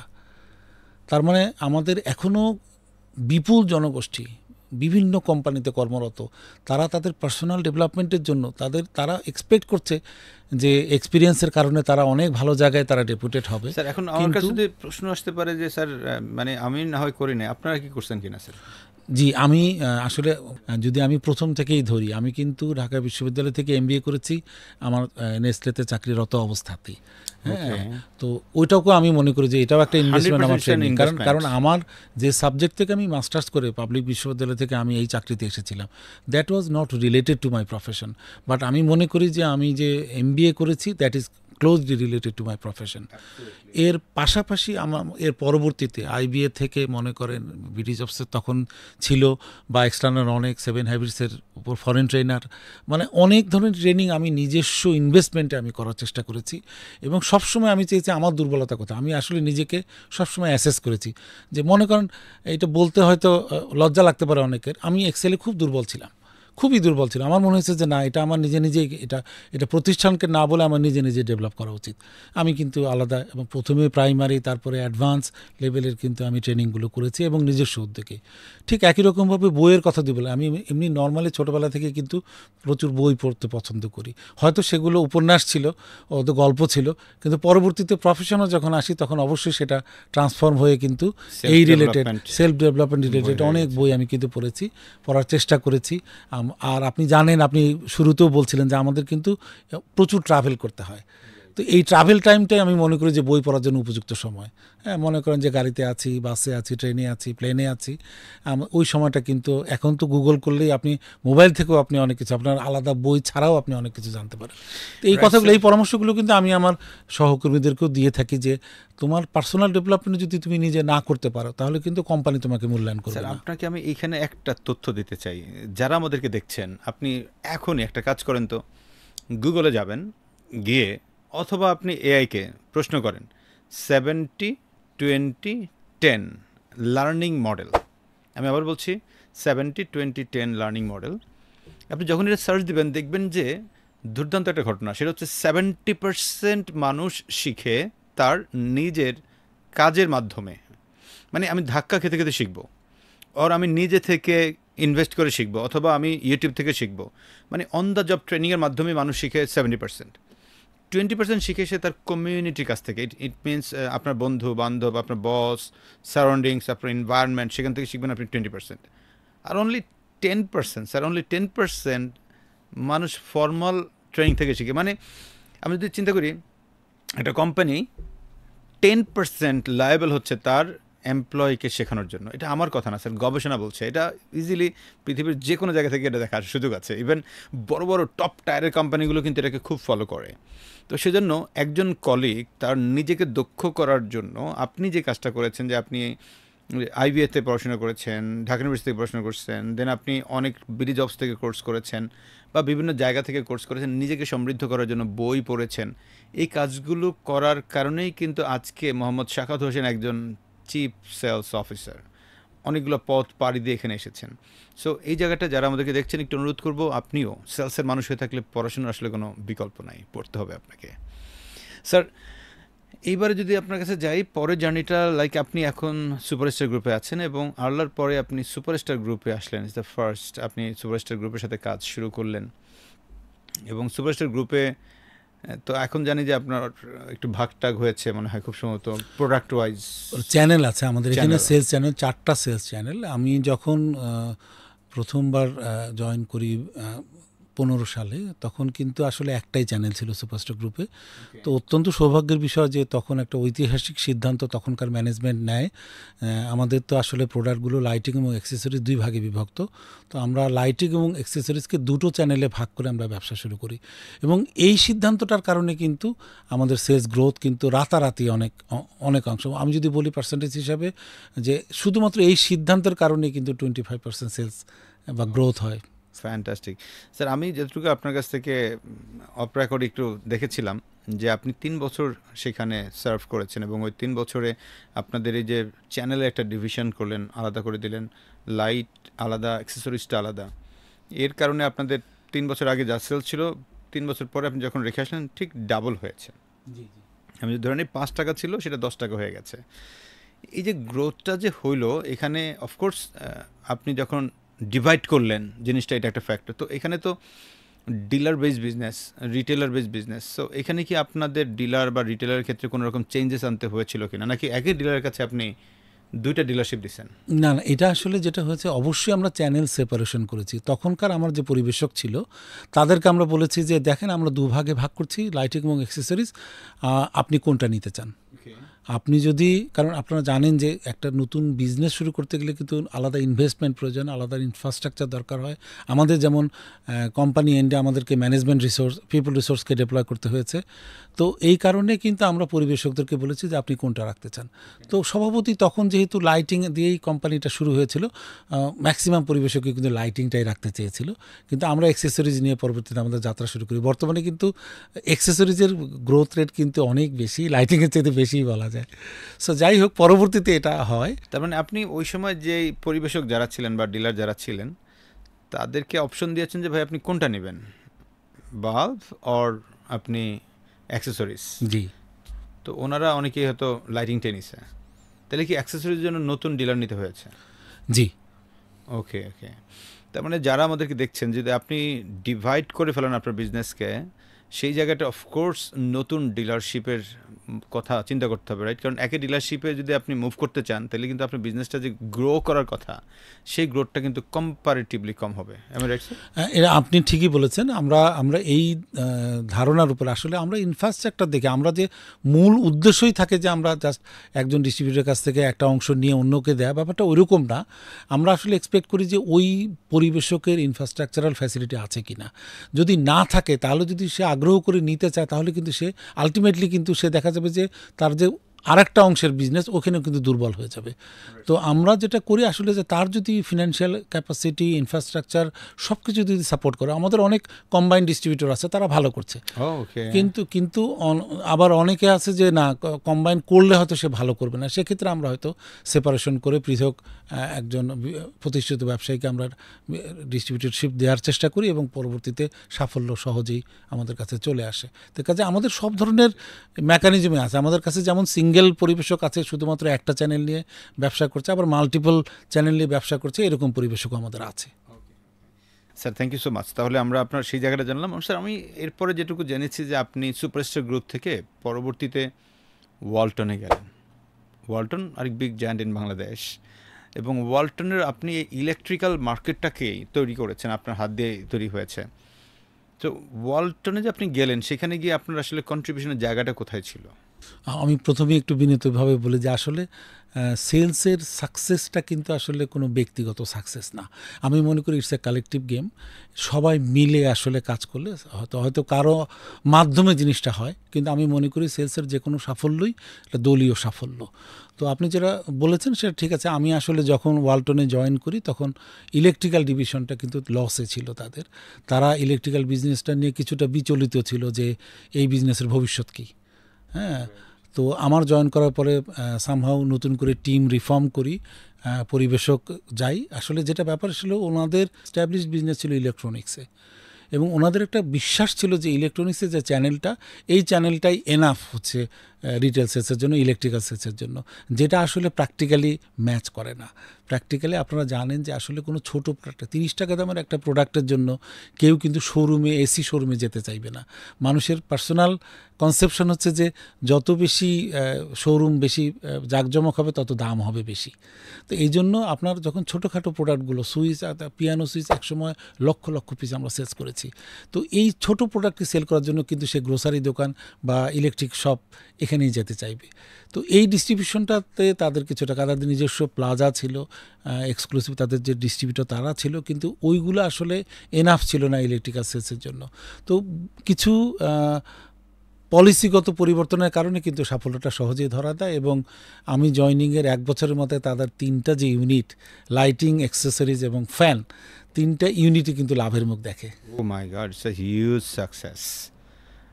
স্যার এখানে আমার একটা কঠিন প্রশ্ন, আপনি কীভাবে দেবেন আমি জানি না, কারণ বাংলাদেশের আলোকে আমরা যেটা মনে করি বা দেখি, মনে করি না, যেটা দেখি, মালিক পক্ষ বেশিরভাগ, কিছু মালিক পক্ষ ভালো থাকতে পারে সে ভিন্ন হিসেব, বেশিরভাগ মানুষ মনে করে যে সাখাওয়াতকে আমরা টাকা দিছি, বেতন দিছি, সেজন্য সে কন্ট্রিবিউট করছে। এখানে আসলে অন্য কারো আনলেও হয়তো বা হইতো। মালিকদের এই ভাবনাটা আসলে কতটুকু সঠিক? আসলেই কঠিন প্রশ্ন। আমি আসলে যেটা মনে করি যে মানুষ কিন্তু যন্ত্র না। মানুষ কিন্তু মানুষ, সে সংবেদনশীল। সে তখন যখন তার কোম্পানির প্রতি, পণ্যের প্রতি একাত্মতা পোষণ করে, মন থেকে, অন্তর থেকে সে যখন ভালোবাসা অনুভব করে, তখন যে সাকসেসটা আসে সেটা কিন্তু যান্ত্রিকভাবে আসা সম্ভব না। এ কারণেই সেলস প্রফেশন, আমি বিশ্বাস করি যে সেলস প্রফেশনে কিন্তু রোবট আসবে না, মানুষকে দিয়েই কিন্তু সেলস প্রফেশন কিয়ামত পর্যন্ত মানুষকে দিয়ে এটা করাতে হবে। কারণ এটা যদি কোম্পানির প্রতি, পণ্যের প্রতি ভালোবাসা না থাকে, তার যদি আলাদা আকর্ষণ না থাকে টার্গেট অ্যাচিভমেন্টের জন্য, সে নিজে থেকে ফিল না করে, শুধুমাত্র মাসিক বেতনের জন্য কিন্তু কেউ কাজ করে না। আমি মনে করি প্রত্যেকটা প্রতিষ্ঠানে যে বিক্রয়কর্মীরা কাজ করছে, যে কোম্পানিগুলো ভালো করছে, আমি মনে করি অতি সংবেদনশীল কর্মী, কোম্পানির প্রতি লয়াল কিছু মানুষের জন্য সেটি সম্ভব হচ্ছে। এটা শুধুমাত্র যান্ত্রিকভাবে এটা সম্ভব না যে একটি পলিসির আন্ডারে আপনি কিছু বেতন দিলেন আর কিছু লোক নিলেন, হ্যাঁ, তাহলে কিন্তু একজন থেকে আরেকজনের রেজাল্ট কিন্তু ভিন্নতর হতো না। হ্যাঁ, এই ভালোবাসা থেকে, এই ডেডিকেশন থেকে আমি মনে করি যে এই কন্ট্রিবিউশনটা আসে। সো আমি এই জায়গা থেকে একটা মেসেজ আসলে দিতে চাই, কারণ আমার কাছে মনে হচ্ছিল অনেকদিন থেকে যে এরকম একটা মেসেজ যারা মালিক পক্ষ আছেন তাদেরকে দেওয়া, যে দেখেন একটা কোম্পানির যারা সেলসে কাজ করে, তো ওনার একটা মানে সন্তানের মতো যদি ভালো না বাসে ওনার প্রোডাক্টকে বা ওনার এই কাজটাকে, তা না করতে পারলে এটা কখনোই এরকম করে গ্রো করে না। তার মানে যেহেতু গ্রো করে, ইট মিনস উনি এটাতে ডেডিকেশন, ওনার প্যাশন, ওনার অনেক স্যাক্রিফাইস, ইভেন ওনার অনেক ভালো লাগা মুহূর্তগুলো কিন্তু এখানে দিয়ে ফেলে, রাইট স্যার? স্যাক্রিফাইস করতে হয়, প্রচুর প্রচুর। সো যার কারণে তৈরি হয়। সো এটা করার পরে যদি হুট করে একদিন শোনে আমি আপনাকে যা করছেন এটা তো আসলে আপনি এক্সট্রা কি করলেন, হ্যাঁ, আপনি তো টাকা পাইলে এরকম অনেকেই করতো, আসলে তা না, একেবারে রং রং রং। কারণ টাকা দিয়ে আপনি সব জিনিস পাবেন না সব সময়। তাই বর্তমানে যেই মানুষগুলো আপনার কোম্পানিতে ডেডিকেশন নিয়ে, প্যাশন নিয়ে অন্য লেভেলে সার্ভ করছে, তাদের ক্ষেত্রে আপনাদের একটা রেকমেন্ডেশন অথবা অ্যাকনলেজমেন্ট থাকা খুব জরুরি যে ইয়াস, সেও এই কোম্পানির একটা অন্যতম অংশ। ওই বিষয়টা তাদেরকে খুব দিতে পারলে দেখবেন যে আপনি অন্য লেভেলের আপনার কোম্পানিটা রান করবে। ইয়াস, কিছু কিছু জায়গায় ঘাটতি থাকতেই পারে, সেখানে আপনি ওয়ান টু ওয়ান কোচিং বা স্পেশাল অনেক কোচ আছে এখন, কোচদের সাথে ওয়ান টু ওয়ান কোচিংয়ে আপনি তাদেরকে দিতে পারেন, টপ টায়ারের মানুষদেরকে। ইয়াস, কীভাবে আপনার বিজনেসকে আরও পরের ধাক্কা নিয়ে যাবে, বিকজ তার মধ্যে আপনি ডেডিকেশন আছে, প্যাশন আছে, অন্য লেভেলে কন্ট্রিবিউট করার মানসিকতা আছে। সো এই কোচিংটা দিতে পারলে এই মানুষটা অনেক দূর উঠবে। এখন অনেকেই আছেন এরকম বিজনেস কোচিং করায়। সো আপনারা যদি মনে করেন সেই জায়গাগুলোতে অফকোর্স সার্চ করে বের করতে পারেন। স্যার, আমরা যদি এবার আপনার কাছে আরেকবার চলে যাই, আপনি যেখানে ছিলেন ওয়ালটন থেকে পরবর্তীতে আপনি আসলেন আবার সুপারস্টার গ্রুপে। ওয়ালটন থেকে আমি মাঝখানে আপনি এসিআইতে ছিলেন, রাইট স্যার? জি, এসিআইতে বিজনেস ডাইরেক্টর হিসেবে আমি কাজ করেছি। এসিআইতে বিজনেস ডিরেক্টর হিসেবে কাজ করেছেন স্যার, কোন সেগমেন্টটাতে? এটা আসলে ইলেকট্রিক এবং ইলেকট্রনিক্স আমার ইয়েতে ছিল। শব্দটা স্যার আপনি দুটো বললেন, ইলেকট্রিক্যাল এবং ইলেকট্রনিক্স। একটু কি আমাদেরকে আলাদা করে বলবেন, কারণ দর্শকরা অনেকে এর মধ্যে একটু কনফিউজড হয়ে যায় যে ইলেকট্রিক্যাল কি আর ইলেকট্রনিক্স কি। আমি খুব টেকনিক্যাল মানুষ নই, কাজে টেকনিক্যালি আনসার করবো না। আমি স্বাভাবিকভাবে যদি বলি, আসলে যে পণ্যগুলো ইলেকট্রনিক ডিভাইস দিয়ে চলে, যে সার্কিটগুলো, সেটা আসলে ইলেকট্রনিক পণ্য। আর ইলেকট্রিক্যাল, যেটা ইলেকট্রিক্যাল মানে তেমন কোনো জটিল সার্কিট থাকে না, কিন্তু ইলেকট্রিক্যাল পণ্য ইলেকট্রিক্যালে চলে। আমি উদাহরণ দিলে আমার কাছে মনে হয় যে আপনারা বুঝতে পারবেন। মনে করেন যে স্মার্ট ওয়াচ বা কম্পিউটার, এগুলোকে আপনি ইলেকট্রনিক্স পণ্য বলতে পারেন, বা টেলিভিশন, এগুলোকে আপনি ইলেকট্রনিক্স বলতে পারেন। আর ঠিক পক্ষান্তরে ইলেকট্রিক্যালে যদি বলেন, ইলেকট্রিক্যালে আমরা একদম যদি শুরু থেকে বলি, শুরু থেকে কন্ডুইটস বা পাইপ যেটা বলি, যে আপনি হয়তো কাউন্সিল ওয়্যারিং করবেন, ওয়্যারিংয়ে আপনার ছোট পাইপ লাগবে প্রথমে, এরপরে আপনি মনে করেন যে আপনার সুইচ সকেট এগুলো লাগবে, অ্যাকসেসরিজ লাগবে, লাইটিং লাগবে, এরপরে মনে করেন যে আমার তার লাগবে, বিদ্যুৎ কানেকশনের জন্য যা যা লাগবে, এগুলোকে আমি ইলেকট্রিক পণ্য, ইলেকট্রিক্যাল। তার মানে একটা বিদ্যুৎ একটা বাসার মধ্যে আমাদের চালাইতে হয়, যে সকল সাপোর্টগুলো প্রয়োজন পড়ে এখানে, সবগুলো তো ইলেকট্রিক্যাল মধ্যে পড়ে। তার হইতে পারে, বাল্ব হইতে পারে, পাইপ হইতে পারে, ফ্যান হইতে পারে, সুইচ সকেট, যেমনি যা আছে, এগুলো হচ্ছে ইলেকট্রিক্যাল পণ্য। ইলেকট্রিক্যাল পণ্য। তার মানে আপনি এসিআইতেও ছিলেন। এসিআইতে আমি ইলেকট্রনিকের কথা বলেছি কারণ প্যানাসোনিকের ন্যাশনাল ডিস্ট্রিবিউটর ছিলেন তারা। ওকে, কাজে ওই টিভি সহ এসি এগুলো ছিল তাদের। ওকে ওকে ওকে, দ্যাটস গুড স্যার। এরপরে আপনি আছেন এখন ইয়েতে সুপারস্টার গ্রুপে। সো সুপারস্টার গ্রুপের আপনি বর্তমানে যে কাজটা করছেন, আমি যতটুকু জানি যে আপনি একটা ইউনিট আপনাদের খুব রিসেন্ট হোল সেট আপ সহ আরেকটা কোম্পানিতে চলে গেছে। বাংলাদেশের কমন ঘটনা এরকমটা হয় যে কোনো একটা চ্যানেলের হোল সেট আপ সহ চলে গেছে। এখন আপনি আবার সেই সেগমেন্টটাতে যখন হাত দিলেন 7 মাসের মাথায়, আমি ধরে নিই 10 টাকার বিক্রি, এটা 15 টাকায় কিন্তু নিয়ে গেলেন। তো এরকম একটা ম্যাসাকার মার্কেট, লোকজন নিয়ে চলে গেছে, মানে এটা ম্যাসাকার থেকে একটা বড় কিছু। সো এই জায়গাটা ভালো করলেন কিভাবে? মানে আসলে এই প্রসঙ্গটা যদি বলি, প্রথমে বলি যে সুপারস্টার আসলে নিজেকে ট্রেনিং হাউস মনে করে অনেকেই, কিন্তু বাংলাদেশের ইলেকট্রিক্যাল অঙ্গনে সুপারস্টারের মানুষ নাই এমন কোনো ইলেকট্রিক্যাল কোম্পানি নাই, কারণ সবচাইতে ভালো রিসোর্স কিন্তু সুপারস্টার থেকেই বের হয়েছে। তো কাজে আজকে যদি মনে করেন 80% ইলেকট্রিক্যাল কোম্পানিতে সেলস লিড করছে সুপারস্টারে, এক সময় কাজ করেছে এরকম আমার সহকর্মীরাই। তো সেটার ব্যাপারে আমি গর্বিতই বোধ করি যে আমার এককালীন সহকর্মীরা এখন বিভিন্ন কোম্পানি ইন্ডাস্ট্রি লিড করছে। তো তাদের জন্য দোয়া করি আমি, তারা যে যেখানে আছে তারা যেন ভালো করে, তাদের জন্য আন্তরিক দোয়া। আর এরপরে আপনি যে কথাটি বলেছেন সম্পূরকভাবে যদি আমি বলি, সেটা হলো যে আসলে সুপারস্টার এমন একটি কোম্পানি, এখানে আসলে কোনো ব্যক্তি বিশেষের উপরে সাফল্য ডিপেন্ড করে না। সুপারস্টারের পণ্যের প্রতি মানুষের যে আস্থা, যে ভালোবাসা, যদি কেউ আন্তরিকভাবে কোনো টিম লিড করে তাহলে সেখানে সাকসেস অনিবার্য। তো আমার কাছে মনে হয়েছে যে আমি যখন নতুন চ্যানেলটির দায়িত্ব নিলাম, ওইখানে কিছু হয়তো প্রসেসগত জটিলতা, কিছু ম্যান পাওয়ার সেট আপের কিছু সমস্যা, কিছু প্রিভিয়াস কিছু সমস্যা ছিল, যে সমস্যাগুলোর কারণে আসলে সেলস আটকায় ছিল। তো এরকম এটাও কিন্তু একটা আমার কাছে মনে হয় যে আপনার মাধ্যমে আমি আসলে বলার সুযোগ পেয়ে আমার কাছে ভালো লাগছে একটা বিষয়, সেটা হলো যে সেলসে কিন্তু আপনার কোনো সমস্যা জিয়ে রাখা যাবে না। হ্যাঁ, কন্টিনিউয়াস কিছু সমস্যা আপনার পরিবেশনা রিলেটেড হতে পারে, অন্য কোনো ইস্যু হতে পারে, ম্যান পাওয়ার রিলেটেড হতে পারে, রিটেল অফার রিলেটেড হতে পারে, কিছু জটিলতা থাকতে পারে, যে জটিলতাগুলোর কারণে কিন্তু সেলসের প্রত্যাশা মাফিক গ্রোথ হয় না। কাজে আপনি যদি পূর্বের সমস্যাগুলোকে মিটিগেট করতে পারেন, তাহলে কিন্তু আপনার বর্তমানের যে সেলস গ্রোথ সেটা সহজ হয়। তো আমার কাছে মনে হয় যে খুব অনেক বেশি কিছু করার কারণে এটা হয়েছে তা না। আমার কাছে মনে হয় just clean up of the channel, যে চ্যানেলের আমি দায়িত্ব নিয়েছি, জাস্ট এটা ক্লিন করে প্রসেসগত একটু ডেভেলপমেন্ট করে, এবং ম্যানেজমেন্টের যে প্রত্যাশা, সেই প্রত্যাশার সাথে সঙ্গতি রেখে আমার যে অফার পলিসি সেগুলোকে একটু রিঅর্গানাইজ করার কারণেই কিন্তু সেটি বর্তমানে ভালো করা শুরু করেছে। দোয়া করবেন যে সুপারস্টার সব চ্যানেলের মতো এই চ্যানেলও যেন ভালো করে। স্যার ডেফিনেটলি আপনার ছোঁয়া যেহেতু পড়েছে, এখানে ভালো না করার গতি কম বা সুযোগ কম। স্যার এখন এখানে যদি আমি একটা প্রশ্ন চলে আসে যে লিডারশিপ রোলে, তাইলে একজন মানুষ চাইলে কিন্তু অনেক কিছু করতে পারে। সো লিডারদের কোন কোন বিষয়গুলো তার টিমকে প্রভাবিত করে, তথাপি টিম থেকে ভালো করতে পারে আপনার জানার, আপনার আলোকে যদি আমি বলেন। প্রথমে একটা কথা বলি, সেটা হচ্ছে যে লিডার যারা বা সুপারভাইজার যারা, এটা খুব ভালো একটা প্রশ্ন করেছেন আপনি। সুপারভাইজারদেরকে কিন্তু আইকনিক হতে হবে। আমার সুপারভাইজারকে কিন্তু আমি দেখে শিখব। তো কাজে আমাকে যিনি সুপারভাইজ করছেন আমি যদি খুব র ল্যাঙ্গুয়েজ একটা কথা বলি, যেহেতু আমার সেটা হচ্ছে যে আপনি নামাজ পড়েন না, আপনি তাহলে কিন্তু আরেকজনকে নামাজ পড়াতে অনুপ্রাণিত করতে পারবেন না। হ্যাঁ, আপনি যদি নিজে নামাজ পড়েন, নিজে অনুশীলন করেন ভালো একটি প্র্যাকটিস, সেটা যখন আপনার সহকর্মীকে বলবেন যে তুমি এইভাবে কল করো, এইভাবে সেল করো, হ্যাঁ, তখন এটা খুব সহজে গ্রহণযোগ্য হয় আপনার টিমমেটদের প্রতি। তো আপনার টিমমেটরা কিন্তু আপনাকে দেখে শিখবে। কাজে আমি মনে করি যে সুপারভাইজারদের রোল কিন্তু খুব ভাইটাল।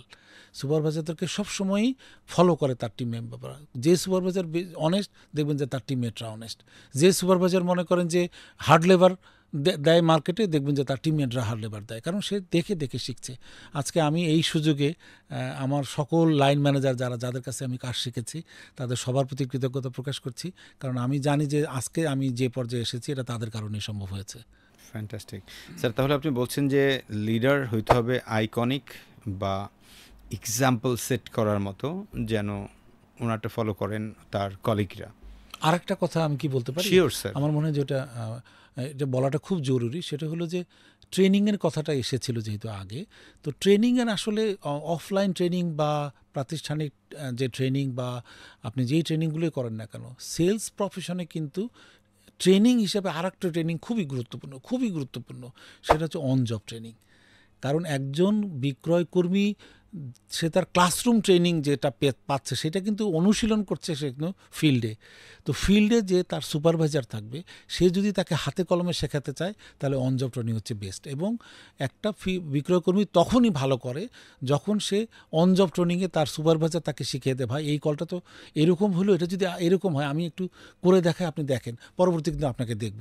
আপনি হয়তো কোনো প্রোডাক্টের ফিচার নিয়ে কথা বলেন, কল ক্লোজিং নিয়ে বলেন, কল ওপেনিং বলেন, যেটাই হোক না কেন এই অন জবে, কারণ একটা সুপারভাইজার কিন্তু ঘন্টার পর ঘন্টা সময় কিন্তু সে তার সহকর্মীর সাথে কাটায়। কাজে সে যদি চায় যে আমার এই সহকর্মীর এই বিষয়ে দুর্বলতা আছে, এই দুর্বলতা কাটায় ওঠার জন্য আমার কী করা দরকার, সে স্পেসিফিক ওই বিষয়টাকে যদি একটু হাইলাইট করে যদি শেখানোর চেষ্টা করে তাহলে একজন প্রফেশনাল ট্রেনারের চাইতেও কিন্তু সে ভালোভাবে শেখাতে পারে। অনেক স্যার, ওই যে আমরা কিছুক্ষণ আগে একটা শেয়ার করলাম যে 70-20-10 লার্নিং মডেল, সেখানে যে 70% কন্ট্রিবিউশন যে মানুষ হয় অন দ্য জব ট্রেনিং থেকে, এবং সেটা কিন্তু আমার একজন কলিগ হয়তো বা নিজে নিজে শিখে না, তো লিডারের দায়িত্ব কিন্তু তাকে সেই শেখাটার মধ্যে নিয়ে যাওয়া, যেটা আপনি মাত্রই বললেন, এবং খুব ইন্টারেস্টের মধ্যে দিয়ে ব্যাপারটাকে খুব ব্রুটালি হ্যান্ডেল না করে খুবই মানে জাস্ট নর্মালি তাকে সে উপলব্ধি করবে যে না, এটা না জানার কারণে আমার এতদিন আমি পিছিয়েছিলাম, এটা জানার কারণে আমি এখন আরও বেশি সেলস করতে পারবো, আরও আমার অ্যাচিভমেন্ট সহজ হবে। স্যার এটা নিয়ে স্যার আমার একটা গল্প একটু শেয়ার করতে চাই, তাহলে সুবিধা হবে, মানুষ রিলেট করতে পারবে আর কি। স্যার আমি যখন অপশন ইন ফার্মাতে এরিয়া ম্যানেজার সিলেটে কাজ করি, ইট ওয়াজ 2006। তো ওই টাইমে আমার টিম মেম্বার ছিল প্রায় 8 থেকে 12 জন। তো আমরা প্রত্যেক সপ্তাহে একদিন দুপুর 3টা থেকে 5টা পর্যন্ত একটা লার্নিং সেশন ছিল, এবং এই লার্নিং সেশনে আমি প্রথমে তো কোনো লিটারেচার পড়াতাম, এরপর হচ্ছে আবার পরীক্ষা নিতাম।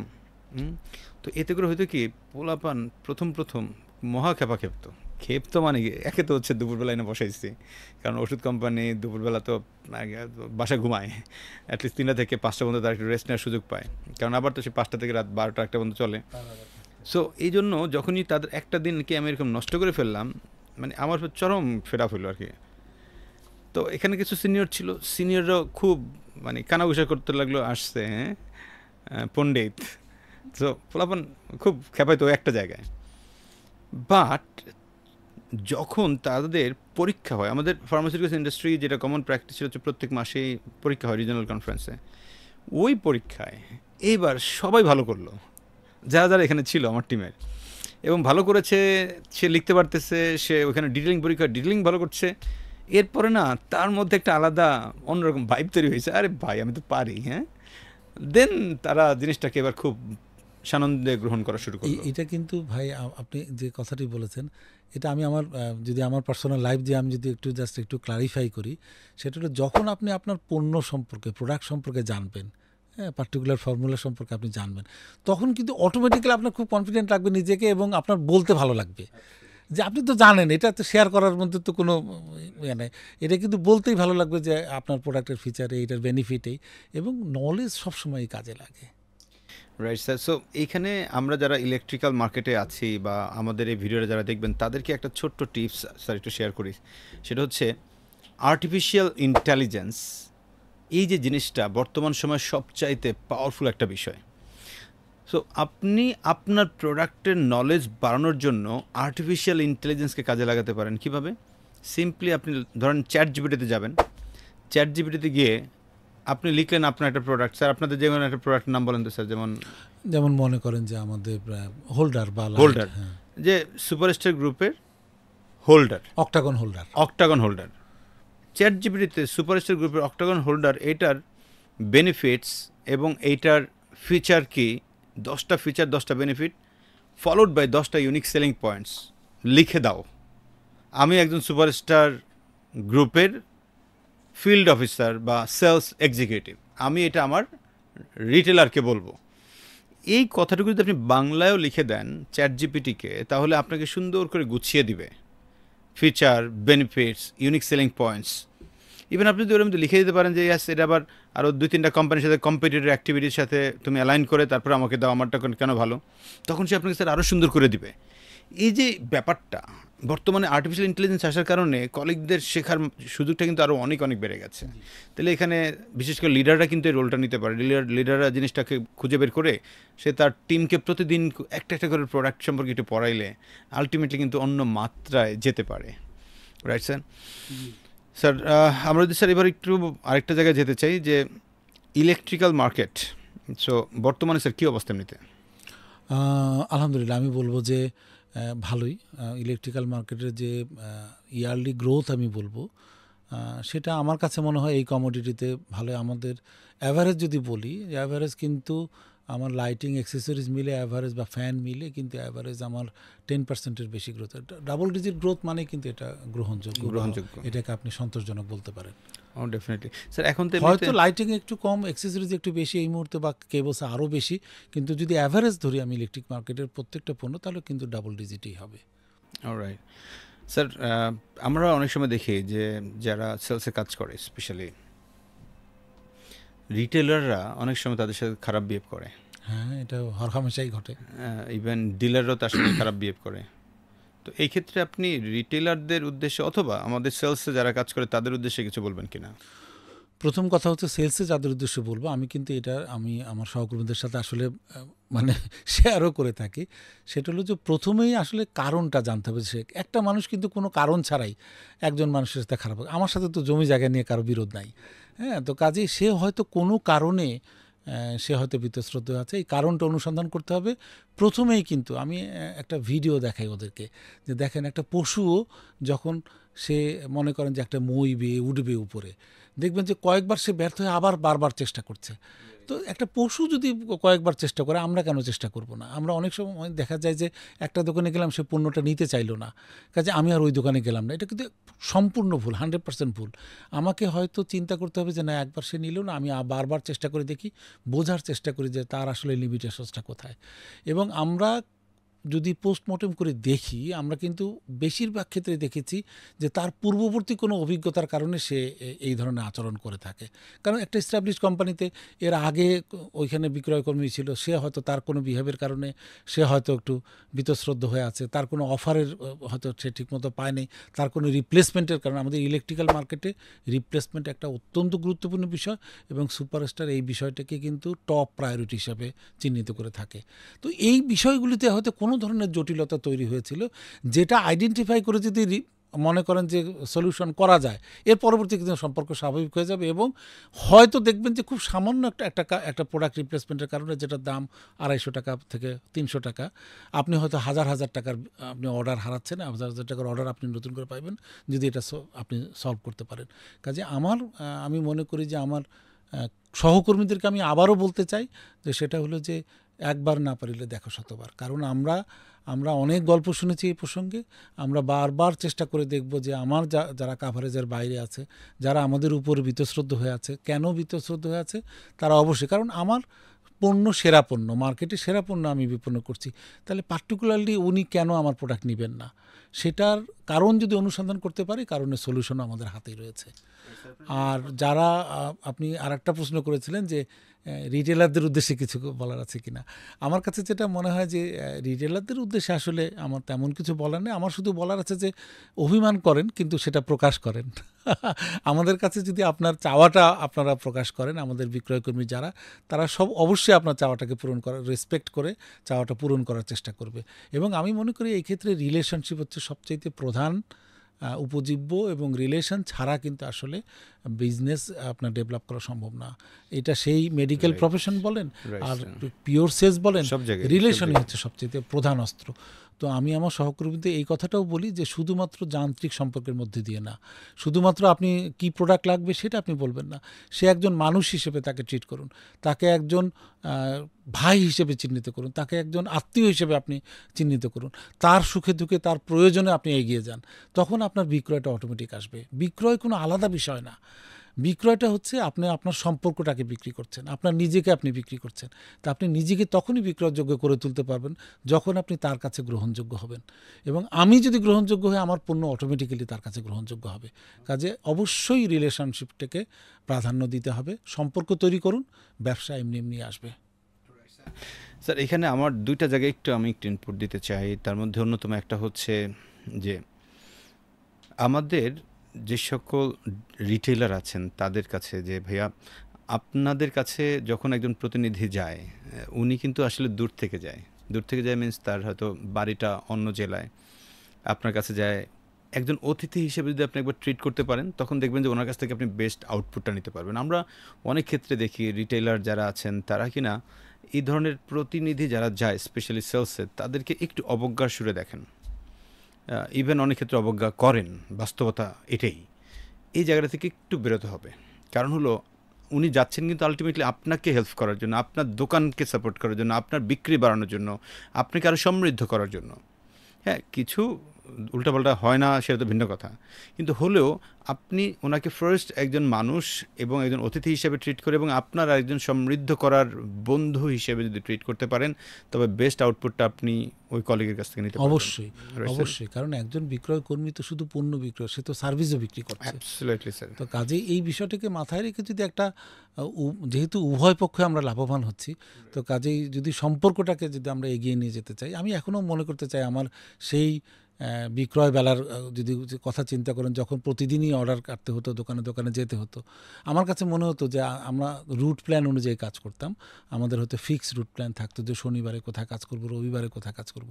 তো আমি হয়তো রবিবারে যে রুটে কাজ করব, আমি ওই রুটের যাদের সাথে আমার সম্পর্ক ভালো, তো আমি অপেক্ষা করতাম যে আজকে অমুক ভাইয়ের সাথে, আজকে পাল ব্রাদার্সের দাদার সাথে দেখা হবে, আজকে আজকে সুপিন কনফেকশনের অমুকের সাথে দেখা হবে, আজকে তমুকের সাথে, আজকে জহিরুদ্দিন তারুমিয়ার ভাইয়ের সাথে দেখা হবে, ফ্রেন্ডসের অমুক ভাইয়ের সাথে দেখা হবে। এটা আলাদা একটা ভালোবাসা হতো। এবং আমি গেলে এমন আমার মনে পড়ে যে ওরা বলতেন যে ভাই অর্ডার পরে, আগে দুপুরে কিন্তু একসাথে লাঞ্চ করব। তো এই যে অনাত্মীয় মানুষগুলো হঠাৎ করে আত্মীয় চাইতে বেশি হয়ে ওঠা, এটা এই বিক্রয় প্রফেশনেই সম্ভব। Absolutely sir. এখানে একটা সম্পূরক প্রশ্ন আমার কেন জানি মাথার মধ্যে বাইরে মারতেছে, তো প্রশ্নটা করি। মার্কেটে আন্ডার রেট একটা ব্যাধি। ইলেকট্রিক্যাল মার্কেটে কি আন্ডার রেট প্রবলেমটা আছে? হ্যাঁ, ইলেকট্রিক্যাল, আমি অস্বীকার করব না যে ইলেকট্রিক্যাল মার্কেটেও ব্যাপারটি আছে। এবং এটি আসলে আসলে বলতে না চাইলেও আমাকে বলতে হচ্ছে, যেহেতু আপনি প্রশ্ন করেছেন। এটি কিন্তু কোনো এক্সটার্নাল ফ্যাক্টর না, এটা কিন্তু ইন্টারনাল একটা ফ্যাক্টর। একটা কোম্পানির নিজস্ব পলিসি বা নিজস্ব পারিপার্শ্বিকতার কারণেই সৃষ্ট। আপনারই কোনো না কোনো এমপ্লয়ি বা কোনো না কোনো পরিবেশক এই আন্ডার রেট বিষয়টির সাথে জড়িত। হ্যাঁ, তো আন্ডার রেট আসলে একটি মারাত্মক ব্যাধি আমি বলবো। আপনারা যারা এই কর্মে নিজেদেরকে নিয়োজিত রেখেছেন, তারা কিন্তু আসলে প্রকারান্তরে তারা কিন্তু ১ লক্ষ টাকা সেল করতে গিয়ে ১০ লক্ষ টাকার মার্কেটকে নষ্ট করছেন। কাজেই একটা কোম্পানির মার্কেট, আপনার নিজের মার্কেট, আপনার নিজের ইনসেন্টিভ আপনি নষ্ট করছেন শুধুমাত্র সাময়িক হয়তো কোনো একটা বেনিফিটের জন্য। এটা কোনোভাবেই দীর্ঘমেয়াদী কোনো ভালো ফল নিয়ে আসে না। কাজেই এই ব্যাপারে যারা জড়িত আছেন, যারা জড়িত থাকেন, তাদেরকে আমি প্রচণ্ডভাবে নিরুৎসাহিত করব যে কোনো পরিবেশক যদি এটা করেন। কারণ এখন তো প্রত্যেকটা কোম্পানি কিন্তু পরিবেশক ক্লজে তারা লিখে দেন যে যদি প্রমাণ পান সেই পরিবেশকশিপ তারা ক্যান্সেল করে দেবেন। ঠিক একই রকমভাবে আমাদের কোম্পানিতেও এই ধরনের নিয়ম আছে। আবার যারা সহকর্মী আছে তাদেরকেও বলবো যে এই ধরনের কোনো প্রমাণ পেলেই কিন্তু তার জবের উপরে কিন্তু আঘাত চলে আসে। তো কাজেই আসলে পরিশ্রমে যে জিনিসটা পাওয়া যায় সেটার প্রশান্তি আর অন্যায় বা অসততায় যেটা পাওয়া যায় সেটার প্রশান্তি কিন্তু এক না। কখনই একটা স্যার। রিসেন্টলি আমাকে এক কলিগ আমাকে হোয়াটসঅ্যাপে ইনবক্স করছেন যে স্যার, আমি যে কোম্পানিতে জয়েন করেছি, এই কোম্পানিতে আমি যেটা দেখলাম যে আসলে এই কোম্পানির আন্ডার রেট আছে এবং এটা on an average ৩%, some extent ৪%-এর কাছাকাছি। তো এখন আমি আমার বেতন থেকে অ্যাডজাস্ট করে আলটিমেটলি কিন্তু আমি বেতন খুব একটা ঘরে নিতে পারি না। খুব তো আমি দুঃখজনক। আসলে এই কোম্পানিতে কি থাকবো? থাকলেই কি আমি আসলে এভাবে চলবো? এরকম একটা প্রশ্ন ছিল। তো আমি ওনাকে সুন্দর করে বললাম যে ভাই, প্রথম কথা হচ্ছে আন্ডার রেটে আপনি মাল বেচবেন না, প্রথম কথা একটা। তাহলে আপনি কি করবেন? আপনি হচ্ছে আপনার রিটেইলার কাভারেজটা একটু বাড়ান। যে রিটেল আপনার সাথে ব্যবসা করতে চায় না, ওকে, এরকমটা আছে, আন্ডার রেটেই চায়, আপনি নতুন নতুন কিছু রিটেলার ক্রিয়েট করেন, অল্প ছোট ছোট করে অর্ডার কাটেন। আপনি ওই মার্কেটটাতে যে একটু প্রমিনেন্ট, যার কথায় আপনার হয়তো লাইট চলে অথবা যার কথা আপনার প্রোডাক্ট চলে, আপনি তার সাথে রিলেশন বিল্ড করে তার সঙ্গে আপনি একটু যোগাযোগ মেনটেন করেন, দেখবেন তার কথা কিছু বিক্রি বেড়ে যাচ্ছে। তথাপি আপনার ওইখানে যারা আসলে আলটিমেটলি মেইন কাস্টমার হিসেবে নেওয়ার কারণে ডিমান্ড জেনারেটটা হয়, সেই জায়গাগুলো কোনো টাচ পয়েন্ট থাকলে সেখানে একটু কাজ করার চেষ্টা করেন। এই টাচ পয়েন্ট আপনি বলার সাথে সাথে আমার একটা জিনিস মনে হলো, এই আন্ডাররেটের ক্ষেত্রে দেখেন যারা আন্ডাররেট করে এটা কিন্তু খুব খুবই কম সংখ্যক দোকান বা কম সংখ্যক। তো ওই দোকানে কিন্তু একটা জিনিস যদি আমরা এই টাচ পয়েন্ট হিসেবে একটা জিনিস বলতে পারি, দেখেন ইলেকট্রিক্যাল মার্কেটে কিন্তু আপনার রিপ্লেসমেন্ট একটা অনেক বড় বিষয়।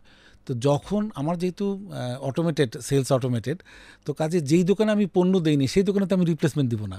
তো কাজেই তাকে যদি বোঝানো যায় যে এটা রিপ্লেসমেন্ট কিন্তু আপনি পাবেন না এবং আপনার কনজিউমারও পাবে না, এটা কিন্তু অনেক বড় একটা টাচ পয়েন্ট।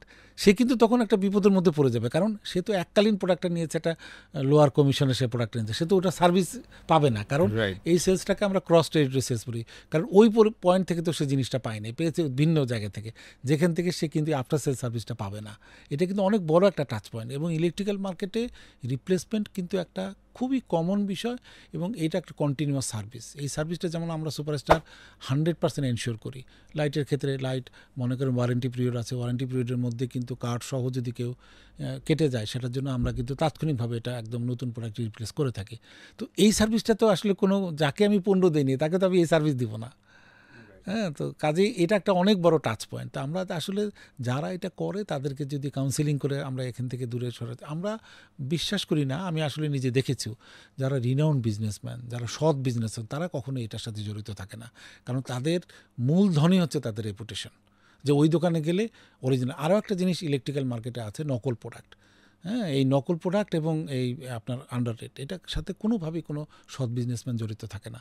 তা কোনো, আমি অনেক দেখেছি তারা 50 বছর ব্যবসা করতেছে, 40 বছর ব্যবসা করতেছে, কোনো দিন তারা নকল পণ্য বিক্রি করে না, কারণ এটা তারা মনে করে যে এটা তাদের রেপুটেশনের ব্যাপার, যে ওই দোকান থেকে প্রোডাক্টটা কিনেছি।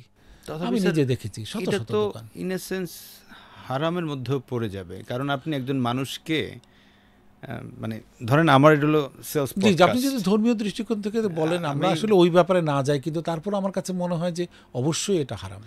স্যার খুব সহজভাবে স্যার আমি আপনাকে বললাম এটা সেলস পডকাস্টের একটা মগ বইলা, আমি এর মধ্যে আপনাকে অন্য টাইপের একটা লেস কোয়ালিটি সম্পন্ন জিনিস দিলাম। সেলস পডকাস্ট এটা হলো ধরেন ইউসুফ ইফতির এক্সাম্পল, জি জি জি। কিন্তু অন্য আরেকজন এই সেলস পডকাস্ট না দিয়ে কোনো একটা জিনিস দিয়ে বলে যে এটা সেলস পডকাস্ট এবং এটার দাম হচ্ছে এত কম, আপনি যদি কিনে ফেলেন এবং আপনি মনে করছেন যে এটা অরিজিনালটাই পাইলেন, এবং তার অরিজিনাল প্রতারণা, আসলে চরম প্রতারণা। সো এই প্রতারণা করে আপনি টাকাটা ইনকাম করলেন, ইটস হারাম। জি, একবারে কোরআনে স্পষ্ট ব্যাখ্যা তো, তাই একদম না? স্পেসিফিক ব্যাখ্যা আছে। স্পেসিফিক ব্যাখ্যা। সো আর আপনি আমরা আসলে যেটা একটা যৌথভাবে আপনি আমি মিলে আমরা বলতে পারি যে আসলে কোনো অসৎ কিছুতে কোনো বরকত আসে না। আল্লাহ হ্যাঁ, পাকের এটা হলো বরকত, বড় হ্যাঁ, কথা। হ্যাঁ, এটা আসলে না, এটা আমরা নিজের চোখে দেখেছি রাইট রাইট যে আসলে সব সৎকর্মেই কিন্তু বরকত, যত বরকত লুকিয়ে আছে আল্লাহ পাকের। Absolutely absolutely sir. স্যার এখানে আরেকটা খুবই তিতা প্রশ্ন করি স্যার আপনাকে। জি জি। হ্যাঁ, তিতা প্রশ্নটা হচ্ছে সেলসে যারা কাজ করে, স্পেশালি ফিল্ড অফিসার লেভেলের, ওনাদের অনেকের খুব কমপ্লেন যে যেই বেতন দেন এই বেতন দিয়ে সংসার চলে না, আপনারা খালি টার্গেট দিয়ে চাপ দেন, তো আমরা কি করব? আমরা তো একটা ভালো জামা কিনতে পারি না এই বেতনের জন্য। কথাটা আসলে কতটুকু লজিক্যাল, আপনার কাছে কি মনে হয়? এটা আসলে আমার কাছে মনে হয় যে এটা এটা আমার মনে হয় এই কথাটা এমনিতেই দেশের আর্থসামাজিক অবস্থার কথা তো চিন্তা করতে হবে। দেশের মনে করেন যে আসলে আপনাকে যখনই আপনি এই ধরনের প্রশ্নের সম্মুখীন হবেন তখনই কিন্তু আপনাকে একটা তুলনামূলক চিত্র তুলতে হয়। চিত্র তুলে ধরতে হয় যে অন্যান্য ইন্ডাস্ট্রিতে এটা কি চলছে, ন্যূনতমভাবে প্রান্তিক পর্যায়ে যারা আছে তাদের আসলে বেতন কত, সেই তুলনায় কি আমরা পিছিয়ে আছি কি এগিয়ে আছি। তো আমি যদি প্রাতিষ্ঠানিকভাবে ধরি, অনেক প্রতিষ্ঠানই কিন্তু এই এই এই বিষয়টা মেনে চলে, তারা তাদের ন্যূনতম যে ইয়াটা আছে তার সেটা মেনে চলার চেষ্টা করে আর কি। তবে এখানে আমার আলাদা একটা কথা আছে, সেটা হলো যে যে কোনো প্রতিষ্ঠানেই হোক না কেন, সুপারস্টার কথা আমি বলছি না, আমি বলছি সুপারস্টার এবং অন্য সব প্রতিষ্ঠান, সব ইলেকট্রিক্যাল কোম্পানি, সব কমোডিটি, যদি আপনি অন্য কমোডিটি অন্য ইন্ডাস্ট্রিতেও ধরেন, সেলস মানেই কিন্তু একটা ইনসেন্টিভের ব্যাপার আছে। তো এইটা কিন্তু প্রশ্নটা তাদের কাছ থেকে বেশি উচ্চারিত হয় যারা পারফর্ম করতে না পেরে ইনসেন্টিভ থেকে বঞ্চিত হন। তো সেই ক্ষেত্রে কিন্তু আপনার সেলস স্যালারিটা শুধুই স্যালারি হিসেবে থেকে যায়। আপনাকে চিন্তা করতে হবে যে না, আমার বৈধভাবে যত টাকা রোজগার করা সম্ভব সেটা সবটাই আমি রোজগার করব, কেন আমি করব না? যদি এক্স পারে, ওয়াই পারে, রহিম পারে, আমি কেন পারবো না? তো কাজেই আমি যতদূর জানি আমাদের কোম্পানি তো আছে, অন্য কোম্পানি তো বেতন যত তার চাইতে আরও 2 ডবল 3 ডবল পর্যন্ত কিন্তু ইনসেন্টিভ পাওয়া সম্ভব তার 100% অ্যাচিভমেন্টের মাধ্যমে। অনেকে বলতে পারে যে এটা তো অসম্ভব ব্যাপার, অসম্ভব আসলে না কিন্তু, কারণ আমি যদি আমার প্রতিষ্ঠানের স্ট্যাটিস্টিক্স দিই, আমাদের 70% ছেলেপেলে কিন্তু প্রতি মাসে ইনসেন্টিভ পাচ্ছে কমনলি। তাহলে এই 30% এরা যদি খালি নিজেকে একটু উন্নীত করে যে না আমাকে আমার ইনসেন্টিভের ওই সার্কেলের মধ্যে আমার ঢুকতে হবে, তাহলে কিন্তু আমার কাছে মনে হয় এই প্রশ্নটা অনেকাংশেই ম্লান হয়ে যাবে।